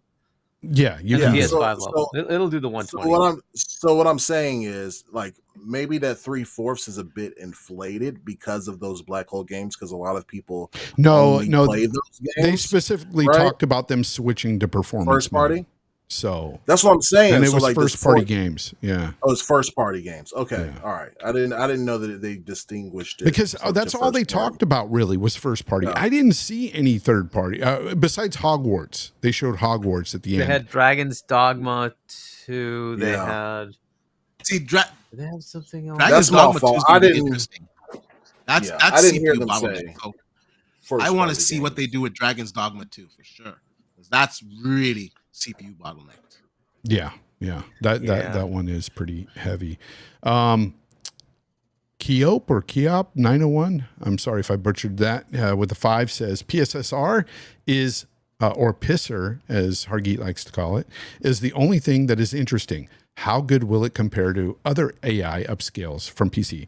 I don't think it'll be as good as DLSS and XESS. Yeah, we don't know. And this is something that Digital Foundry was talking about as well. Is they're really interested to see how well this actually works, especially in comparison. See frame gen. Yeah, but they want to see how this works in comparison to FSR, because that's what we've currently got on the consoles. Yeah, I saw when they were talking about. They kind of laughed and they said, "Well, obviously it's going to be better than FSR, because then what would be the whole point of PSSR?" But the CNET thing that I watched, because they were right there with Cerny, and they pretty much said that it's going to be like DLSS, that it's running machine learning AI on a neural network, and we already know that there's hardware in there similar to what NVIDIA is doing with the tensor cores that deals with all of that, because AMD wasn't able to do that before. It used to be like on the CUs, and you couldn't do like the proper one on the neural network. So in theory, it should be like DLSS, but we have to see it in action, so we don't know. But on paper, it's like DLSS. It's the same technique. He mentioned XESS too, and I've used that. I've tried it anyway in a couple of games, and honestly, it looked really good as well. The XESS, it's better than FSR. FSR is like the worst. It's like the worst upscaler, literally, because it can't take care of like the motion vector. So you get a lot of it's just fuzzy. It can't do fine details like the grass or like hair. Like man, the only game that I really thought that FSR looked pretty good on was Forza. I thought on Forza they did a good job with the FSR, but they did like custom work on it there, right? So I think Microsoft worked with AMD on that. But for the most part, FSR it's just money. And as these games get more demanding and they have to go down to a lower resolution, and then they gotta use FSR at a lower resolution, it's bad. Because if you use FSR at like 1440p, it's not as bad as using it from 720p. It resolves a lot better. But the consoles, they're using it low. Like they're using it in scenarios they shouldn't really even be using it, but they're using it. Just like frame gen. Like frame gen, you're not supposed to use it. Fonz, you were telling me this. Yeah, I did. You're not supposed to use frame gen at 30 FPS, but yet they're using it, and then you're getting a lot of latency. It's not as good. Wukong, to push it's terrible. 60 FPS, no? Yeah, they're using it with Wukong when Wukong can't even hit 40 frames on the console, and so they're using that, and it's pushing it to 60, but you're getting a lot of latency because of it. So that's why the PS5 version is not very good. The performance mode, anyway. I don't know about the fidelity because I don't even have the PS5 version, but that's what I heard from some friends that tried the performance mode. They went to the fidelity mode because they didn't like the latency. Nerds and other legends, thanks a lot, man. You have a good night. Make it simple with the $1.99 says Hogwarts is 30 FPS on the PS5 Pro. GTA 6, 30 FPS for show. Well, Hogwarts was showing ray tracing. Well, so yeah, that's right. Yeah, exactly. That's just a mode. I'm sure Hogwarts still has the performance modes, right? Because it has one. Those modes. It has one now. Remember that game runs on Switch. So yeah, again, older games, man. Like they didn't show enough. Make it simple. No, I just read that one. Mad Will, thank you very much for the super sticker. Appreciate it. It's a Shiba dog in samurai armor holding a golden trophy for those of you listening. Thank you. Appreciate that. Face 23 BKNY, one of my favorite Sony guys out there, by the way. Thank you very much for the generous 1999, he says, I see Xbox guys harping on the PS5 Pro CPU the same way PC gamers use DLSS to get more frames is the same thing machine learning PSSR will do for the PS5 Pro. What do you say to that, D? Yeah, no, it's correct. But the problem is with CPU bound games, it's not going to do much, man. It's not going to do much. They're going to have to go at a higher resolution and then see, what frames they can unlock there. So say they go at like 1440p, which I'm pretty sure nothing's going to be running at 1080p on the PlayStation 5 Pro. So say they start at 1440p and, the game was running, say, I don't know, let's just say unlocked 36 frames per second on the PlayStation 5. On the PlayStation 5 Pro, say they can get up to like 45 FPS and then enable VRR. I think that'd be a much better experience. Or get up to 45 FPS and then enable frame gen would be a lot better than using it at 30 FPS. I think frame gen, if you use it like 45, 50 FPS, it's okay. Digital Foundry did some tests on this, and the performance is pretty good. But when you're running it from 30, it's no good. So if they can get it unlocked up to like 45, and then hit some frame gen on it or PSSR, whatever, that's fine. You got to remember, a lot of these games, they lock them at 30 FPS on console because like they're going like 31, 32 FPS, 33, which is not enough. But on the PlayStation 5 Pro, you'd have a little bit more headroom. And, we're going to have to wait and see, man. Like everything, it sounds nice. And, we just have I to had a see question it about in that. Action. Do you think that the PS5 Pro will fix the VRR with the low compensation? They confirmed it. Yeah. Okay. Yeah. So that was a big oversight. I don't know what they were thinking, man. The range was so low that it's like virtually unusable because if really you're getting was. drops into like the 32, 33, 34, 37, that it's not working. I was still getting screen tearing on Jedi Yeah. Survivor on the PS5 because that VRR didn't go as low as it should have. And on the Xbox, I wasn't getting the screen tearing. So yeah, and it makes a big difference because those drops and dips, you're not going to see it, you're not going to feel it. It's still going to be smooth. All right, it makes a big difference. Let's go ahead and move on real quick. I want to talk a bit about Astro Bot. Okay, so Astro Bot, of course, a PS5 game that came out recently. I played it, I completed it, and I loved it. I thought it was a great platformer. Matter of fact, I got some gameplay here, so I'll play some of that. It doesn't look that great in this gameplay, by the way, because I recorded it in HDR on the PS5, and for some reason, it just everything looks washed out. Yeah. But anyways, doesn't convert to SDR. I don't have anything here that's really spoilery because I cut out a lot of stuff that, to me, I was really surprised with. There were certain levels I got to that I didn't know about because I didn't watch any of like people playing it or anything, so I didn't know what it was gonna be like. And I got to tell you, it really surprised me. Shout out to Colt Eastwood, by the way, because he was the one to tell me to really get this game and try it because he loved the first one so much. He was like, dude, you got to try Astro Bot. I know you would like it if you gave it a shot. And he's right. I didn't give the first Astro Bot a fair shot. I only played it at like 20 minutes. And I was a big hater of the like adaptive triggers. Still am, by the way. The triggers, I still don't like them. I tried it again in this game. Don't like those. However, the one thing that I've changed my mind on with that controller is the speaker and the subtle vibrations you get in the controller. I'm one to never play with rumble features or anything in any controller. But playing through this game and sliding on the ice, that blew me away. It felt and sounded like I was sliding on ice. And I even handed it to my daughter at one point and I said, feel this. She goes, it really feels like you're sliding on ice. I go, I know. That's crazy. And then at one point you had this little umbrella and there was rain coming down and the little pitter patters on the controller, like you could feel it and hear it. And it was really cool. And I was like, okay, I get why people like this aspect of the DualSense. That part I really like. The triggers though, I still don't like how they fight against you. I'm not down with that. But this game was, I just have to say, pure joy. That's how I would describe it. I smiled the whole time I was playing this game. I did not once get bored. Every level I went to, I was just like excited to see what it was about. It had enough depth in the levels to where they would change up every planet I went to. They changed up enough to where it didn't feel like, oh, I already did this or I already used this mechanic. Because you do reuse mechanics in the game, but they switch them up all the time. And God, I honestly, I gave this game a 9 out of 10.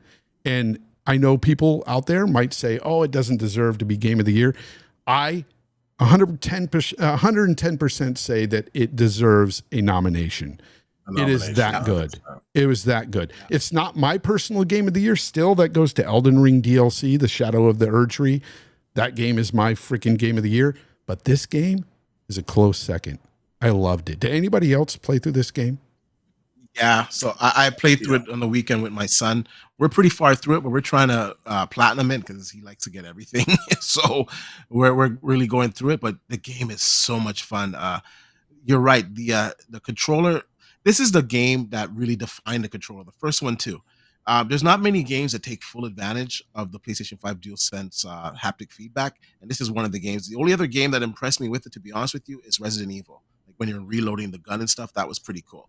But the gameplay, if you played Mario, you're gonna feel right at home here. The music, the soundtrack, the beats, the secrets, the level design, the mechanics, the different personas that you kind of change to.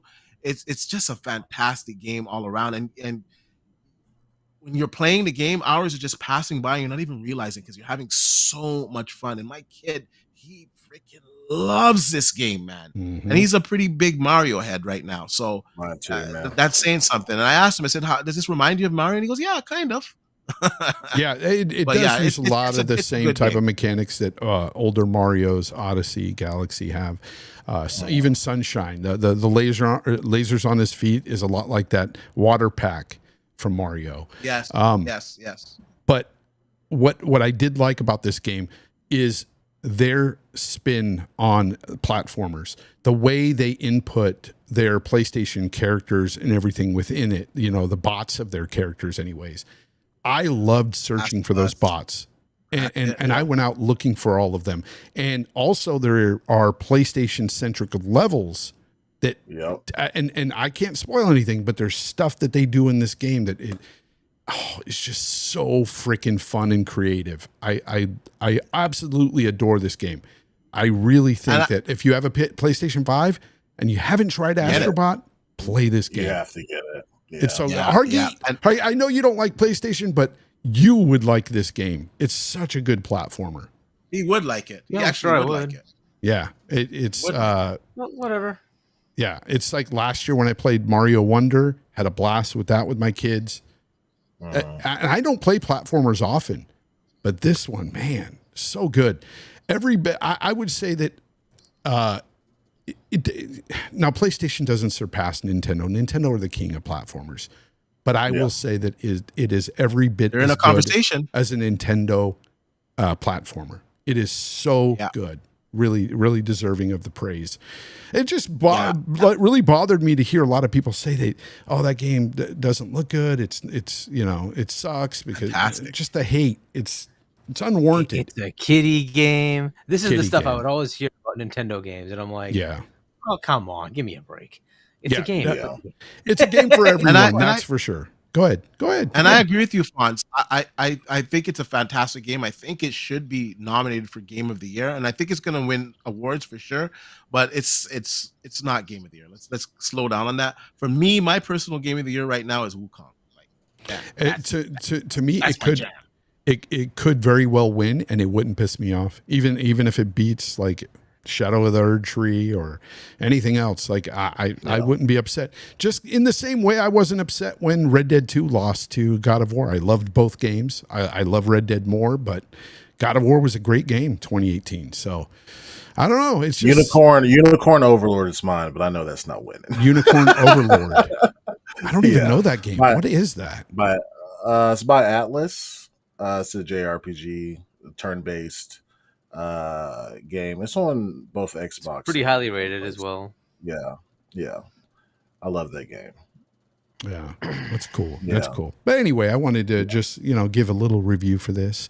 Viking, what would you give a score on this game? My personal score is a 9.5. See, I gave it a high score. I really like. There was not one thing that bothered me about this game. I wouldn't put it on Mario Odyssey levels. Because like Mario Odyssey and Mario games, like they have the originality, right? But like Astro Bot nailed the Nintendo energy with this game. That part, they nailed it. Like, so it's on par, but it really didn't do. I feel like anything new. Didn't do more. It didn't do more, right? The controller was crazy to me. Like, I was like, how come more people aren't using the controller like this? Although I do have to look around in the room to make sure my oldest son doesn't see me blowing into the controller because he'll clown me. I gotta check. It was all right. When those parts come up, because he'll clown me. He'll probably take a picture or video and show it at school. Or if they bring this to PC, what would happen with those parts of the game? Like, what would they do? Can they enable that? Well, the thing is, I thought DualSense was enabled on PC. It is. So on PC. Yeah, but you can't force it. This game, I don't think it's gonna reach the PC just because it's so PlayStation eccentric with the console, all the stuff that's in the game. I don't think it will. But if it were to go to PC, all you gotta do is you gotta plug your DualSense in. Once you plug your DualSense in, it works. All those features work. It doesn't work wirelessly. But you're presuming that would be a requirement then, right? So they would say you have to have a DualSense to play this game. No, I don't think it would be a. But you kind do of it without a should use DualSense. it. You'd lose like the haptic feedback stuff, right? Yeah. So that would be the to me, you would lose 50% of the game. Now the blowing in the control, the blowing in the controller was awful. Like that is the worst. That's even worse than adaptive triggers to me. I don't know why they continuously want you to blow. Like, and it only happens a couple of times in the game, and it's very short and fleeting. But it's definitely one of those situations where you're looking around. You're like, does anybody see? 100%. Yeah, it's weird. It's weird. It is, man. Like you're fighting these bosses. Like they're pretty and don't let it fool you, right? Like sometimes it takes a while to like kind of figure out like. Oh yeah, I died a lot. Yeah, there's some challenges. What do you mean? There's some challenges in this game, man. Like my 8-year-olds, like they're crushing it. I think they're at the second to last constellation right now. Solo. Like when I wake up in the morning, even before school, they are up at like 5 a.m. playing this. I'm like, what are y'all doing? And I'll allow it. It's a good game. I'll allow it. Yeah. But they, they need my help sometimes, like to get past certain parts. And then like, there's some parts to where like, damn, I died like 7 times before I could actually. And then there's other parts where it's really easy. And you're like, yeah. Like super easy, But like going back and trying to find all the bots, like what's cool is that spoiler, Fonz. I don't want to do any spoilers on your show about the help what? you get. The help you get. No spoilers. Like if you go back to don't spoil us. Okay. Yeah, don't. Oh, you mean the help you get with the little bird to help you detect it? No, that's not really a spoiler. To me, it's like the stuff that some of the levels that you came across that you weren't expecting that were really like in your face, and like the music and everything was like, oh my God, this is so good. Right. Because I didn't know about any of those. I didn't know. And people were like, oh, that part was in the commercial. I was like, I never saw it. So it was a surprise to me. Yeah. I loved it. It's a very cool mechanic because it makes it easier for me to go back to those levels to find the rest of the bots or the galaxies or the puzzle pieces or whatever. Like, and the stuff they added to the games, like you had no business going this hard, like changing the costumes, buying little things for the bots or whatever. It's like they had a little vending machine. And just making the crash site its own place. Like they had no business. That was hard, really cool. Bro. That was really cool. And this particular level, I really loved getting really small and like being able to go under the blankets and stuff. That was cool. Oh, it's so cool. And I remember the really first big with water. Like if you get like you get soak up the water to be big. That one's cool too. Oh yeah. Oh, the sponge. Yes, it's in the Ghost of First time I Tsushima got level. that little bot thing, I didn't even realize what it was because I'm looking at, like, I recorded footage just for like my YouTube stuff, and I'm looking at my YouTube stuff. I'm like, oh my god, I didn't realize that bird was telling me where the hell the extra bots were. Because at first I didn't notice. I just like released the guy. I was like, what the hell does he do? Yeah, they'll beep at you, man. It's really cool, and like some of that stuff you just won't find on your own. So thank goodness they put that in the game. And then some of the stuff I was like, oh my god, it was right there on my left. What the hell? and make no mistake, they took a lot of playbook out of Nintendo. They took a lot of mechanics, not only from Mario, but you're looking at mechanics from Pikmin, even just different things that they utilized. That they were smart. They were really smart. Who are you going to emulate? You know, the GOATs when it comes to platformers. You got to emulate Nintendo if you want the best. And shout out to Sony for really, really, who is it? Asobi. Shout out to them for really making this game amazing. It's a good job. Yeah. Danny, and that would be really smart. Oh, sorry. Go ahead. No, go ahead. What it would be really smart to bring it to PlayStation to get people like hype for. They added a lot of characters that aren't even really PlayStation. So they did. They added a bunch of. But I think it would be a good marketing tool for the brand for them to bring it to PC. That was another thing too, where I was looking at it and I was like, when I would collect a bot, I would go, who is that? Because it doesn't say their real names. They give you this fictitious weird name, and the likeness, of course, is in the form of a bot, and it doesn't look exactly like the characters, but you can pick them out. Like you're like, oh, that's so and so. That's that's Deacon from Days Gone. Yeah, it was really cool. Anyways, Danny Passion Official, thank you very much for the 2. He says, D, we finally agreed on something. Wukong is his game of the year as well. D. I told you I'd come around, Danny. I thought Wukong was a really good game, but it just didn't hit that great for me. Game Science, though, I'm looking out for their next game because they did a really good job for their first AAA game. It was fun, a lot of fun, and I'm looking forward to it. So see what they come out with next. Me being a kung fu head, Saturday night kung fu movies. I don't know, that game is just, oh my gosh, it's just crazy, man. I freaking love that game, man. You're like an Elden Ring guy, so you're probably gonna like Elden Ring more than that. Me, I don't like the jankiness of Elden Ring. And I really love jankiness. How dare you? Oh man, it is. No, it's not janky. Slice. It is not janky. It has got some of the best combat. I prefer it over Wukong. Wukong is less like it's got Souls-like mechanics, but it's more like a God of War than Souls. Honestly, it's more story focused and it's different. I like to build my own character up. That's what I really like to do. So I prefer those type of games. Ronnie Savage with the $1.99 says, D, why you think the CD keys don't work on my PC? Why the what? I don't know. He says, why you think the CD keys don't work on my PC? CD keys? CD keys like the like website? The site? Like codes? Like... Yeah, because... Yeah, I mean, I don't understand that because CD keys works. I mean, you can get some good deals. I don't know. If you're trying to say why you're having a hard time getting into the site, I don't know. Maybe you have some ad blocker up that it's denying you from getting in there. Try an incognito window. Try with a VPN if you're having a hard time getting into the site. If that's what you're asking. The keys that I get from that site, they work all the time. So, like, they're one of the best sites, if not the best site for keys that are legitimate. So. Yeah, I agree with Black Dragon in the chat. Sekiro, their combat is way better than Wukong, for sure. Most of the stuff that Wukong had when it came to like the crafting and stuff, it was really just fluff. It didn't really make much difference outside of the potion things you would make to get stronger anyway. But like the different weapons you craft, the upgrades and stuff, they didn't really do that much more. I mean, you can go through that whole game with basically your first armor set you get.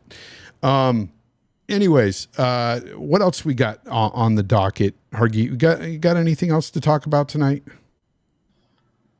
What's going on with Xbox? No Xbox news?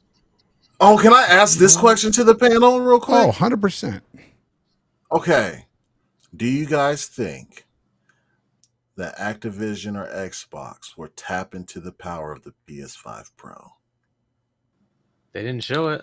It wasn't one of the games in the list. But they will if Call of Duty being on the Maybe. PlayStation 5 Pro, if you look at the documents, every game that comes out from a certain point has to have a PlayStation 5 Pro mode. So but does that mean gonna have a PlayStation 5 Pro mode? But does Call of that Duty. mean I that don't it has to outperform the Series X, or does it just have to be parity, like on par? It has to have a PlayStation. Right. It has to take advantage of the PlayStation 5 Pro, so it has to have a mode that's specific to the PlayStation 5 Pro that takes advantage of the power. However, they feel fit in doing that, but it has to have a PlayStation 5 Pro mode. What document was that? That was on the leak stuff. Okay, every game. That's kind of crazy. There's a date from a certain date. They sent it out. And from that date, your game has to work on the PlayStation 5 Pro. So basically, what you're telling us, they don't have to retrofit it. But so basically, what you're telling us, D, is that Indiana Jones will play best on the PS5 Pro. I didn't want to be the one to say it, but yeah, PlayStation 5 Pro, it will. Why wouldn't it? No, it'll play best on PC. PC, yeah, exactly. Okay, sure, PC. But we're console, talking just consoles. PlayStation 5 Pro. Ooh. Man, why does it feel like Xbox console folk are just being treated the worst, man, sometimes?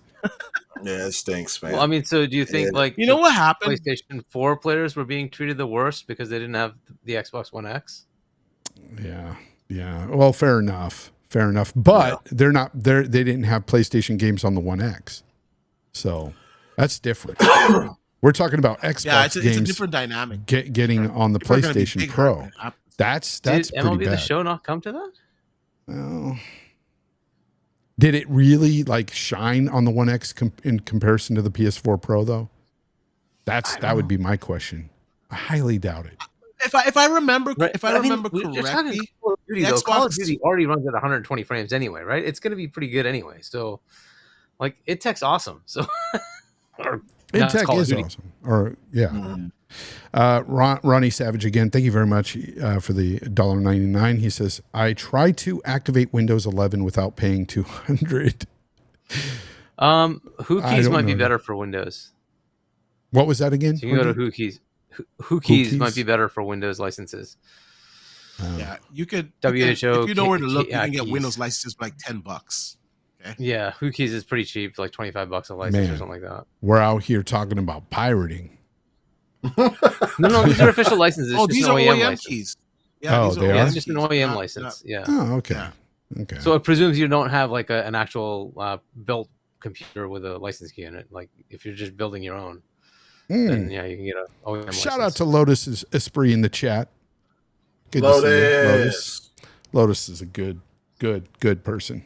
What else we got? What else you want to talk about, guys? What you got? Because I really had nothing else. So Age of Mythology came out. I assume none of you played it. No, I did not. How did you like it? Whoa! I play these guys. Awesome! Offended. All right, you get to talk about it. Go for it, bro. Guys, go ahead. Talk about it. Let's hear it. So this came out around the same time Space Marine 2. So I've only played about 4 hours of Age of Mythology, but I once I got down with the tutorial, like, because I was playing on console. Usually I was at my mom's house, so I had to play on my Series S or whatever. Feels great, runs great, controls really good. As soon as I was done with the tutorial, I was rocking and rolling, did a skirmish. I like it a lot. But I love RTS type of games. So, like, I understand. Even my brother, he does not do RTSs, and he started playing it or whatever because it's on Game Pass, so why not, right? He's like, yeah, I like it, but Astro Bot's out. I got to play that first. Yeah, Astro Bot will do that to you if you got a PS5. Man, play it. Yeah. So, what did you think, Hargeet? Muted. Sorry. So I have not had a chance to play it yet. Oh. But I Oh, hear no. good Okay. things, and I would love to play. It's I good. think it sounds really good. It was one of the games that I was more hyped about than Hellblade 2. I wanted to play that and Aura because they look Yeah. cool. They look like they're going to be fun. So I hear good things. So I'm definitely. It's already installed. So, I'm just going to start playing. so I'm assuming you play a lot of Civ. I'm assuming. I've played Civ. I don't play a lot of Civ. Oh shit! But I lose family members because of Civ, bro. gotcha. My wife hates Civ. Wow. One more turn. Yeah. No, I love Civ to death. That's funny. Go ahead, the Hargeet. other big announcement for Xbox is they are returning as expected to TGS. A Tokyo Game Show. When's that? Yep. November? That will be no, it's this month. It's in September. Oh. Starts on the 26th. couple For weeks some reason, I always thought it was like later. Wow. Yeah, no, it's the 26th.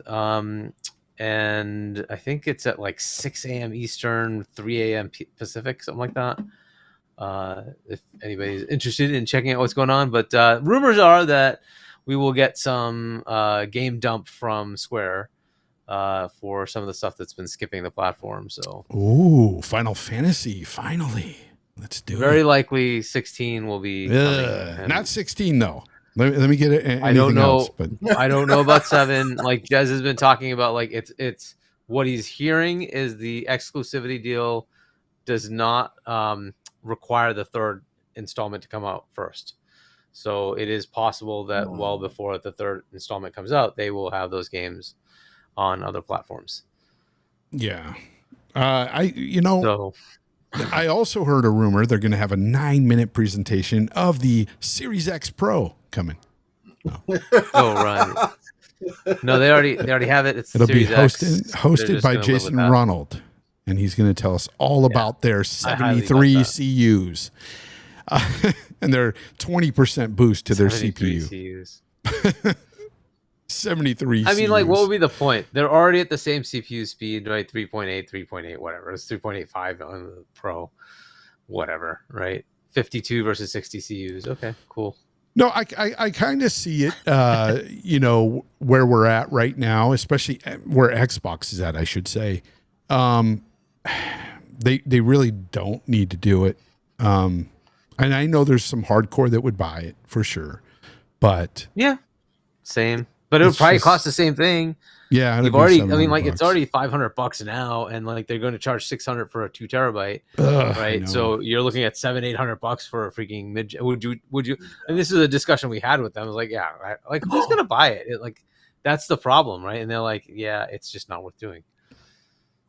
Yeah, it's not. Yeah, you know what? Like these mid-gen refreshes would do a lot if it could showcase those black hole games much better, like your Maddens, your 2Ks, your FIFAs, your Fortnites, all that. If it was like super better, give you an edge in some sort of way, then you might see casuals jump on board. But as of right the now, problem though, those games are running so good already. Like what, like FIFA's. I'm pretty sure those games are running like native 4K on the console. So yeah, what are you gonna do with those? Like 100. You don't need FIFA running at 120. To be honest.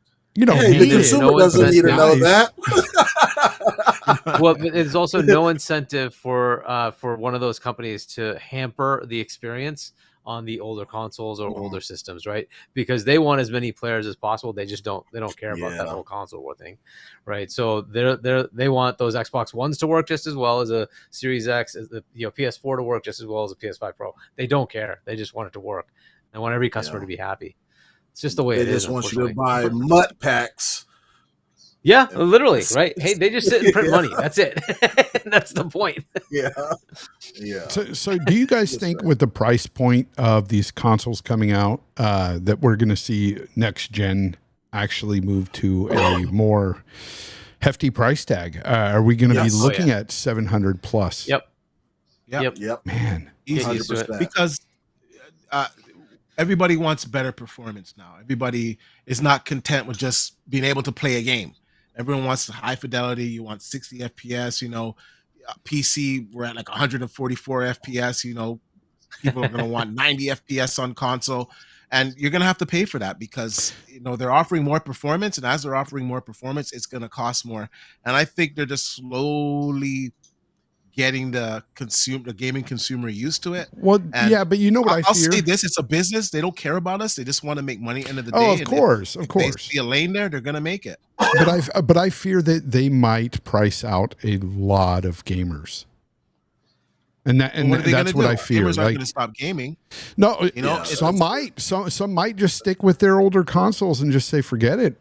By the way, the new shiny comes out, and then they get FOMO.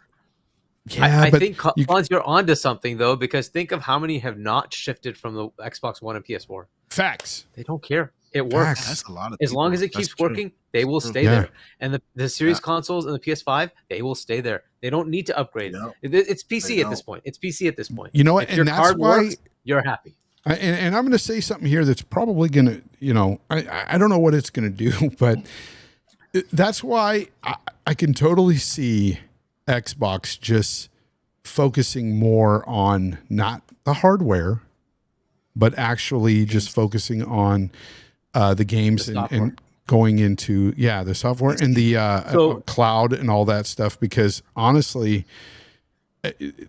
you are going to price people out eventually.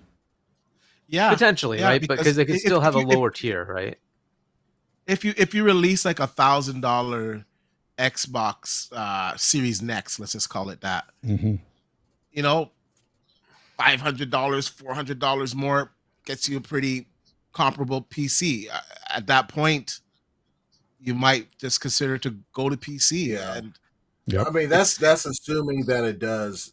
That's assuming that it's the same console type, right? If they do a hypervisor and it's like a PC but an Xbox UI and you can have Steam and all that stuff, you might have a lot of people who are looking to jump into PC but don't want to deal with the mess, and then spend that $1,000 rather on that console experience, but you have that hypervisor there to run your Xbox UI, Steam UI, all that or whatever. So that's, if you look at the documents, that's pretty much what the next Xbox is. It's gonna have like Steam interface. Right? It's gonna have a like Xbox UI, but you're gonna be able to access all the storefronts.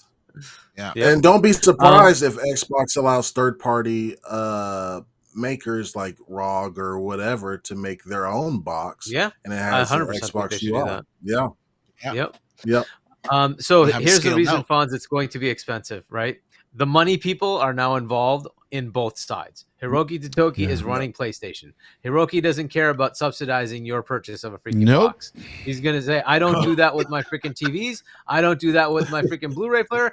No, you pay and I make a profit. That's how it goes. That's what, and the same thing is happening on the Xbox side. The money people are now saying, we gave you $80 billion.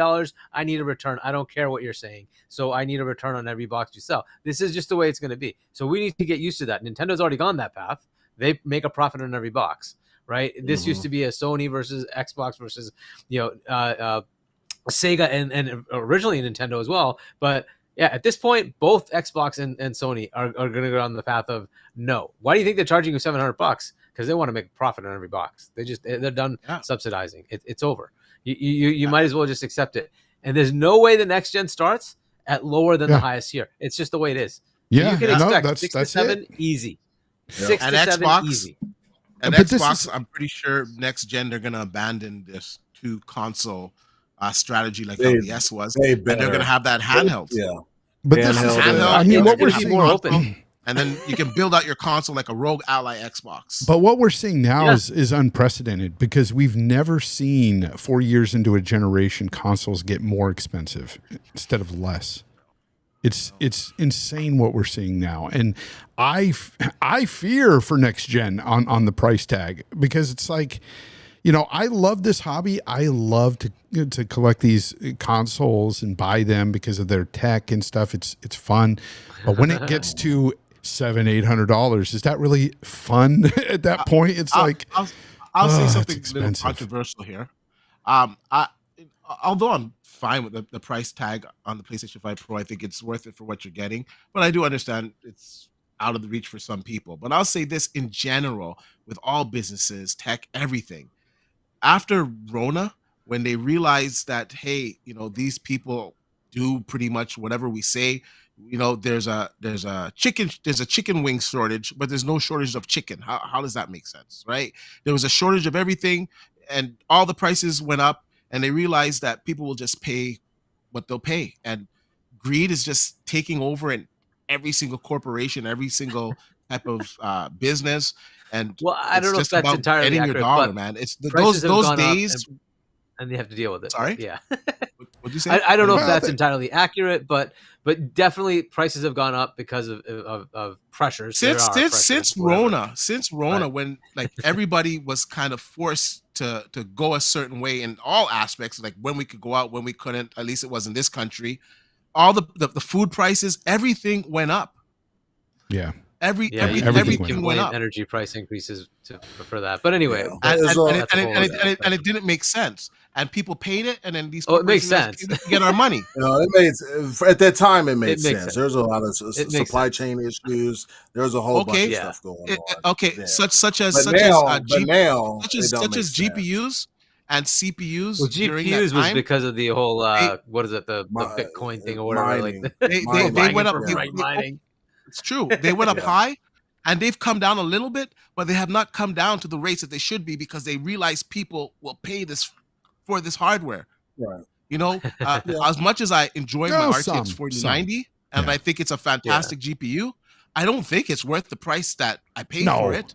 No. Yeah. But all of these corporations, they're gonna gouge as far as the consumer will let them. That's speaking of that, speaking of that, D, Ronnie Savage has a question for you. He sends a super chat and says, D, you think the 5090 is going to be worth selling my 4090 for? Well, we're going to have to obviously wait till it comes out and we get information on it. But if we're basing it on previous generations, it's going to be insane, because the 4090, that line, they're top tier, and the TI, well, that's the creme de la creme. So it'll be good, but expensive. You've heard of that saying, there's two guarantees in life, death and taxes, right? But there's a third. Hargeet will have a 5090 day one. I don't know. I've actually been kind of debating whether it's really? It's what D says. I need something compelling, because my 4090 has not been killed yet. Every game I play, I can max everything, and I'm happy. If it's above 60, 70 frames, I'm good. So until they show me this is what the 5090 will give you that you don't have on your 4090, it's like, why am I going to upgrade? Yeah, I'm good. And even like a lot of people like to compare the consoles to these GPUs and stuff, even though the memory pool that we have in computers is vastly superior, because you can just add more memory. It's insane, because the 4090, or even I'll even say the 4080, is not going to be outdone by even next gen consoles. So it's correct. Like if you have a 4080 Super, you're good. What do you mean? You mean like next gen 2027? Yeah. No, they're going to beat the 4080, of course. No, they're not. No. What? No, they're not. Dude, the PlayStation 5, the PlayStation 5 Pro GPU right now is spitting on a 4070 level of performance. No, they're saying bro. They're saying 6800. Even bro. DF says it's like a 3070. Did you watch? They didn't say 6800. You guys see? This is. Oh, I'm gonna dissect this right now. I don't give a shit. Listen, this is what they said. They said we have two GPUs that we can compare this against. We could compare it against a 6800, but we can't. Although it has the same CU, it has the same amount of CUs. The CUs are different, and it doesn't have RDNA 4, so we can't compare it to that. And then there's the 7900 XT. It's not like this has RDNA 4. It has some features of the 7800 RDNA 4, XT. They said if you downclock it to 2.1, you get the same performance as the PlayStation 5 Pro, but it doesn't have RDNA 4 features on it, so we can't even compare it to that. You're really banking a lot on these. Let me finish talking. Yeah. They said if we had to compare it to anything, we would compare it to like a 3070 Ti. But even then, we can't compare it to a 3070 Ti because it has different hardware in it that's just not available from AMD right now. So they said we don't like, we have to wait till RDNA 4 comes out. Now, if you look at the benchmarks, let me finish talking. If you look at the benchmarks, a 7700 XT is like within, depending on the game, 8 to 13% away from a 4070. So we know it's not going to be a 7700 XT because it has RDNA 4 in it. So the CUs, the processing is going to be better. Just leave it at that, right? So how are you telling me that the next gen in 2027, so that was a bunch of bullshit is all you just said, are not going to be better than a 4080, which at that point is going to be 2 gens old? Oh, just give it up, dude. It's not RDNA 4, it's RDNA 3 with RDNA 4 features. Just like it was RDNA 1 with RDNA 2 features. It's not. Did you see the leak from Kepler? Did you see the leak from Kepler? No, I'm gonna put you to the test and I'm gonna roast you because you talk nonsense. So you're gonna get roasted tonight, Hargeet. So are you. You're gonna get roasted. Know what it really is? Did you see? We have to find out when it comes out. What do you know about PC? When did you start getting into PC? How many thousands of PCs have you built? I got into PCs when I was 12 years old. How many thousands of PCs have you built? Please tell me the number. Thousands. I've built probably hundreds, but not thousands. That's right. How many years have you been in this? Since I was 12. So what's okay? That, like did you look at the specifications of the PlayStation 5 Pro and the CUs that are on it? Yes. And then compare those CUs to other AMD GPUs? Yes. Okay. Yes. Okay. So what does it perform like? Maybe like a 76, 77 in that range. 76. I don't know. We'll have to see. I don't know because I don't have the actual specs. Not a 76, buddy. Digital Foundry confirmed the teraflops on this. I can't tell. Digital Foundry confirmed the teraflops on this. Okay, so let's not do this. The information is out there. Don't mislead people. If you don't know, you don't know. What are the T-flops? It's going to have the double execution thing, right? So what are the actual T-flops? I don't know. We have to look at the actual T-flops and find out. Right? It performs like a 7700 XT on paper, and actually, Digital Foundry said it's probably closer to a 7800 XT because of the RDNA that it's in it, but it has RDNA 4 tracing, right? Can I finish talking? It has RDNA 4 ray tracing on it that's not available on AMD now. It has machine learning hardware like tensor cores on it for that. That's going to alleviate a lot of work on the CUs. That's going to free up more performance. But D, would it be fair to say this is a lot of assumption? So we might as well just assume the PS5 Pro is the best thing that's ever happened to gaming, and fuck the 4090 because who cares? That's shit. And 4080s are shit. We're not talking about PC. Kidding me, dude? We're not talking about PC. Me? We're talking about the relative performance of that GPU. Whatever, bro. We're looking at you're laughing, but you're not disputing what I'm saying. So show the evidence to contradict what I'm saying. You can't. I need an actual thing to show evidence. Okay, so what Digital Foundry? Because everyone, hold on a second. And everyone what I saw in their presentation sucked. Hold on a second. Everybody can take Digital Foundry's word over D because Digital Foundry is established, and they said they can either compare it to a 6800 or a 7800 XT downclock to 2.1.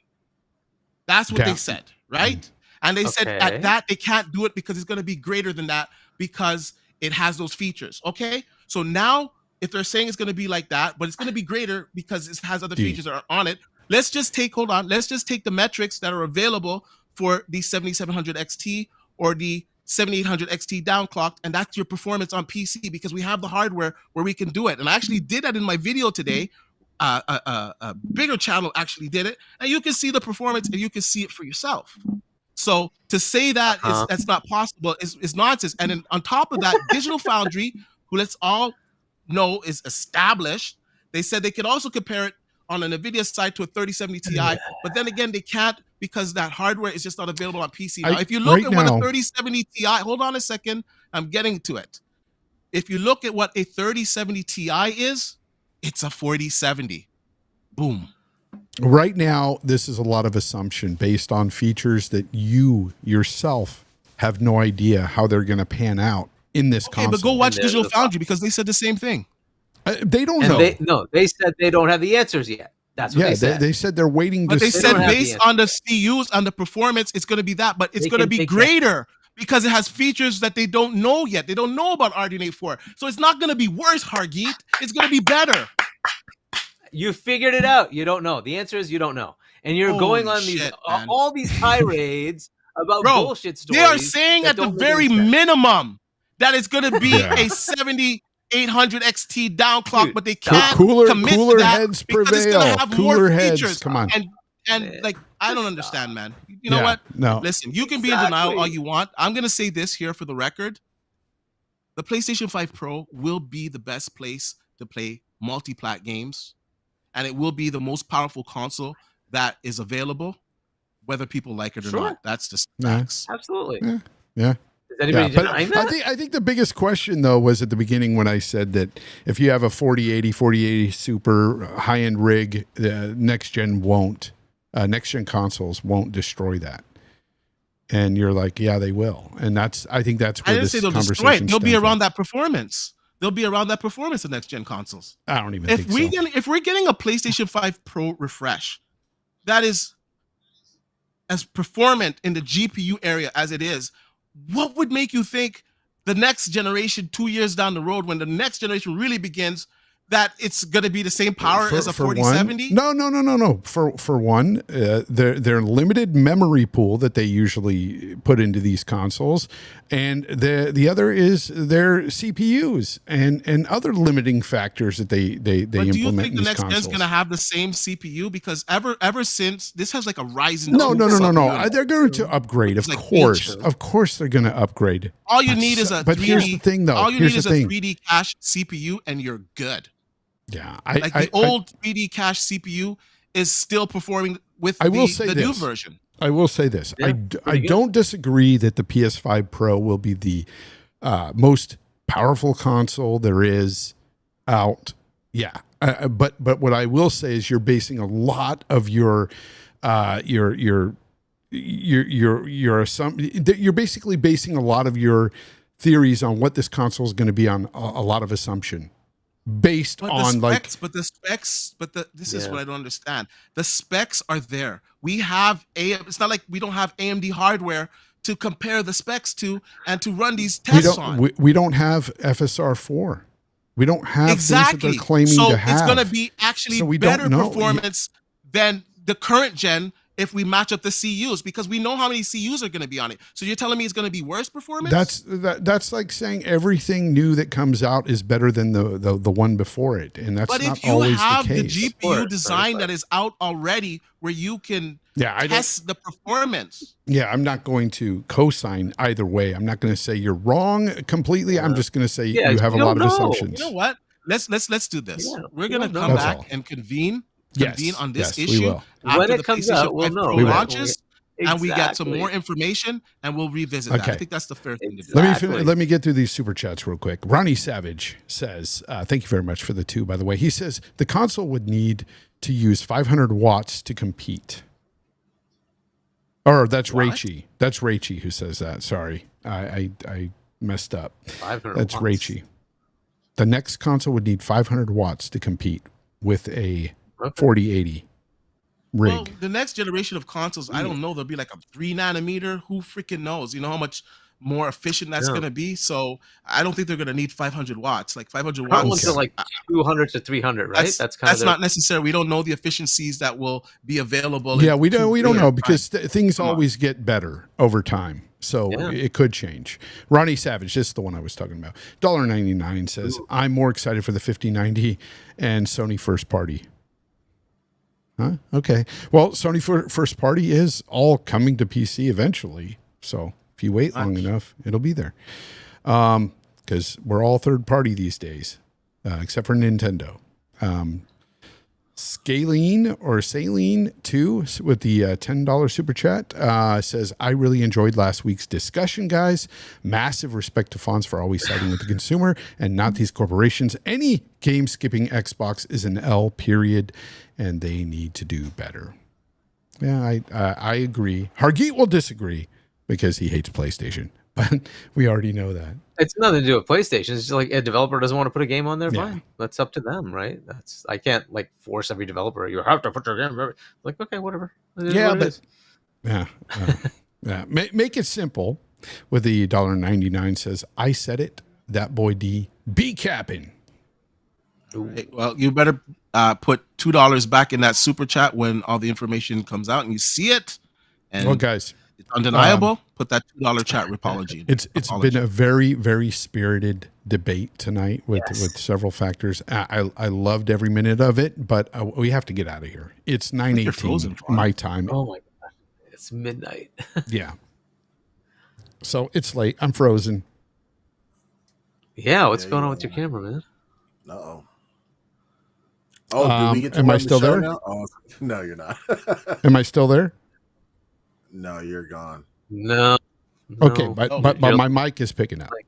Your mic. Yes, we can hear you, sir. Okay. I'm back. All right. So, anyways, I just want to say thank you to the Black Viking for showing up from the Longhouse Gaming Podcast. If you guys haven't checked him out, check him out over there. Link is in the description for the Longhouse Gaming Podcast. Just click the little @ there in the description, and you can go right to his channel. Subscribe to those gentlemen over there because they are a fine bunch. Viking, give everybody an outro. Okay, outro. No, I'm just kidding. So first of all, thanks for having me on, bro. It was nice. Very spirited debate. It was great. D-Batch is great. I think this is my first time being on with you as well. It was nice meeting you. Good folks, man. Nice meeting you. Aside from Twitter, of course. But nice talking to you. Hey guys, so I'm the host of the Longhouse Gaming Podcast. We're on Tuesdays and Thursdays, 8 p.m. Eastern. We just got back from PAX West. We got a lot of cool interviews. We interviewed Toby from Warhorse on Kingdom Come Deliverance 2. Very good interview, by the way. I shared that out. Thanks, man. Yeah. Thank you. It was our first time doing interviews with people, man. We did Undisputed with the CEO of Steel City Interactive. Super dope game. I whooped Colt Eastwood's ass in that game. He'll tell you about it. But no, it was a great time. Listen, we like talking about all games, so it's not. I'm an Xbox guy, but also have PC, PlayStation, or whatever. So we talk about all games. It's a cool vibe. You're a gamer, man. Bro. You're a gamer. Cool, yeah, I'm a gamer. I'm a gamer. Yeah, for sure. So it's a good vibe. Y'all come check us out if you can. Watch some of those videos. Leave a like, sub up if you can. And it's been great. Yeah, so appreciate it, Fonz, for having me on. Oh, I appreciate you, man. Thanks for coming. Also, I'm going to say thank you, big thank you to D-Batch for staying with us longer than he had anticipated, I bet. But no, seriously, thank you for all your technical prowess and your thoughts on everything, your insights. But at the same time, you were assuming a lot, sir. And I can't wait to come back, revisit this when we do find out everything about the PS5 Pro, because if you're right, I will say you're right. If you're wrong, though, I'm going to laugh at you. Anyways, before you give your outro, Ronnie Savage has a question for you. He says, D, how can I contact you for any PC questions? Perfect time. Great segue here. D_batch or D-Batch on X. And of course on YouTube at D-Batch. You can contact me there. I try to answer most of the stuff in YouTube, but your best bet is to reach me on X. It was a great show, man. I can't wait to get back to playing some games. I'm going to play some Astro Bot. Got to get back into Space Marines 2. And it's just a great time to play games. Shadows is coming out soon. It was a really spirited conversation, and I get really excited when the tech comes out. You know this, Fonz. So yeah, of course. It's a great time. We're gonna get a lot of information in the upcoming weeks on the PlayStation 5 Pro, so we're gonna know a lot more details. I do agree with you guys. Like, it was a pretty crappy showing first impression. They didn't really showcase why people should get the PlayStation 5 Pro, so they definitely need to work on that. But I'm really happy with the specs, and I can't wait till people actually see for themselves what this console is capable of doing. Catch you guys next week. Oh, you can go to my YouTube channel. Actually, today I posted a video. It's pretty long. It's like 35-40 minutes where I go into detail about all this stuff. So I show what Digital Foundry said, even what they said yesterday on their video. I show the leaked documents. Okay. I show a 7800 XT performing in the PlayStation 5 Pro mode with the same teraflops because it was downclocked. And, I make my argument there, and you guys can just watch that video because it's very hard to articulate that, in this type of atmosphere, because there's a lot of details that I got to get into, and if I don't break them down in a certain way, it can just fly over your head. So I think that video will give you guys a clearer picture of what's going on. You can also visit that thread on X. It's going ham. There's a lot of info in there too. Yeah, it was a great show, man. All right. Thank you. And of course, my co-host, Hargeet and I. Let them know where they can get the book, find your channel, and everything else about the man, the myth, the legend, the beard himself, Hargeet. Yes. Yeah. So if you want to subscribe to my channel, it's Hargeet and I 1 on YouTube. And then if you want to pick up my book, it's sort of a effecty sci-fi story. It's shop.chani.us. Check that out. And next up, I'll be on One Away Dragons TV tomorrow at 8 p.m. Check that out. And then See Money and Doodle on Friday, 8 p.m. U.S. Eastern Time over there as well. On Anyways, that's awesome. That's the last one you do a week, right? All right. With that said, let's get out of here. I want to thank everybody for listening and for watching today. It was quite a crowded house. Really got up to like 250 something people at one point. Really like that. On your way out, please hit that like button. And until next week, game on, everyone.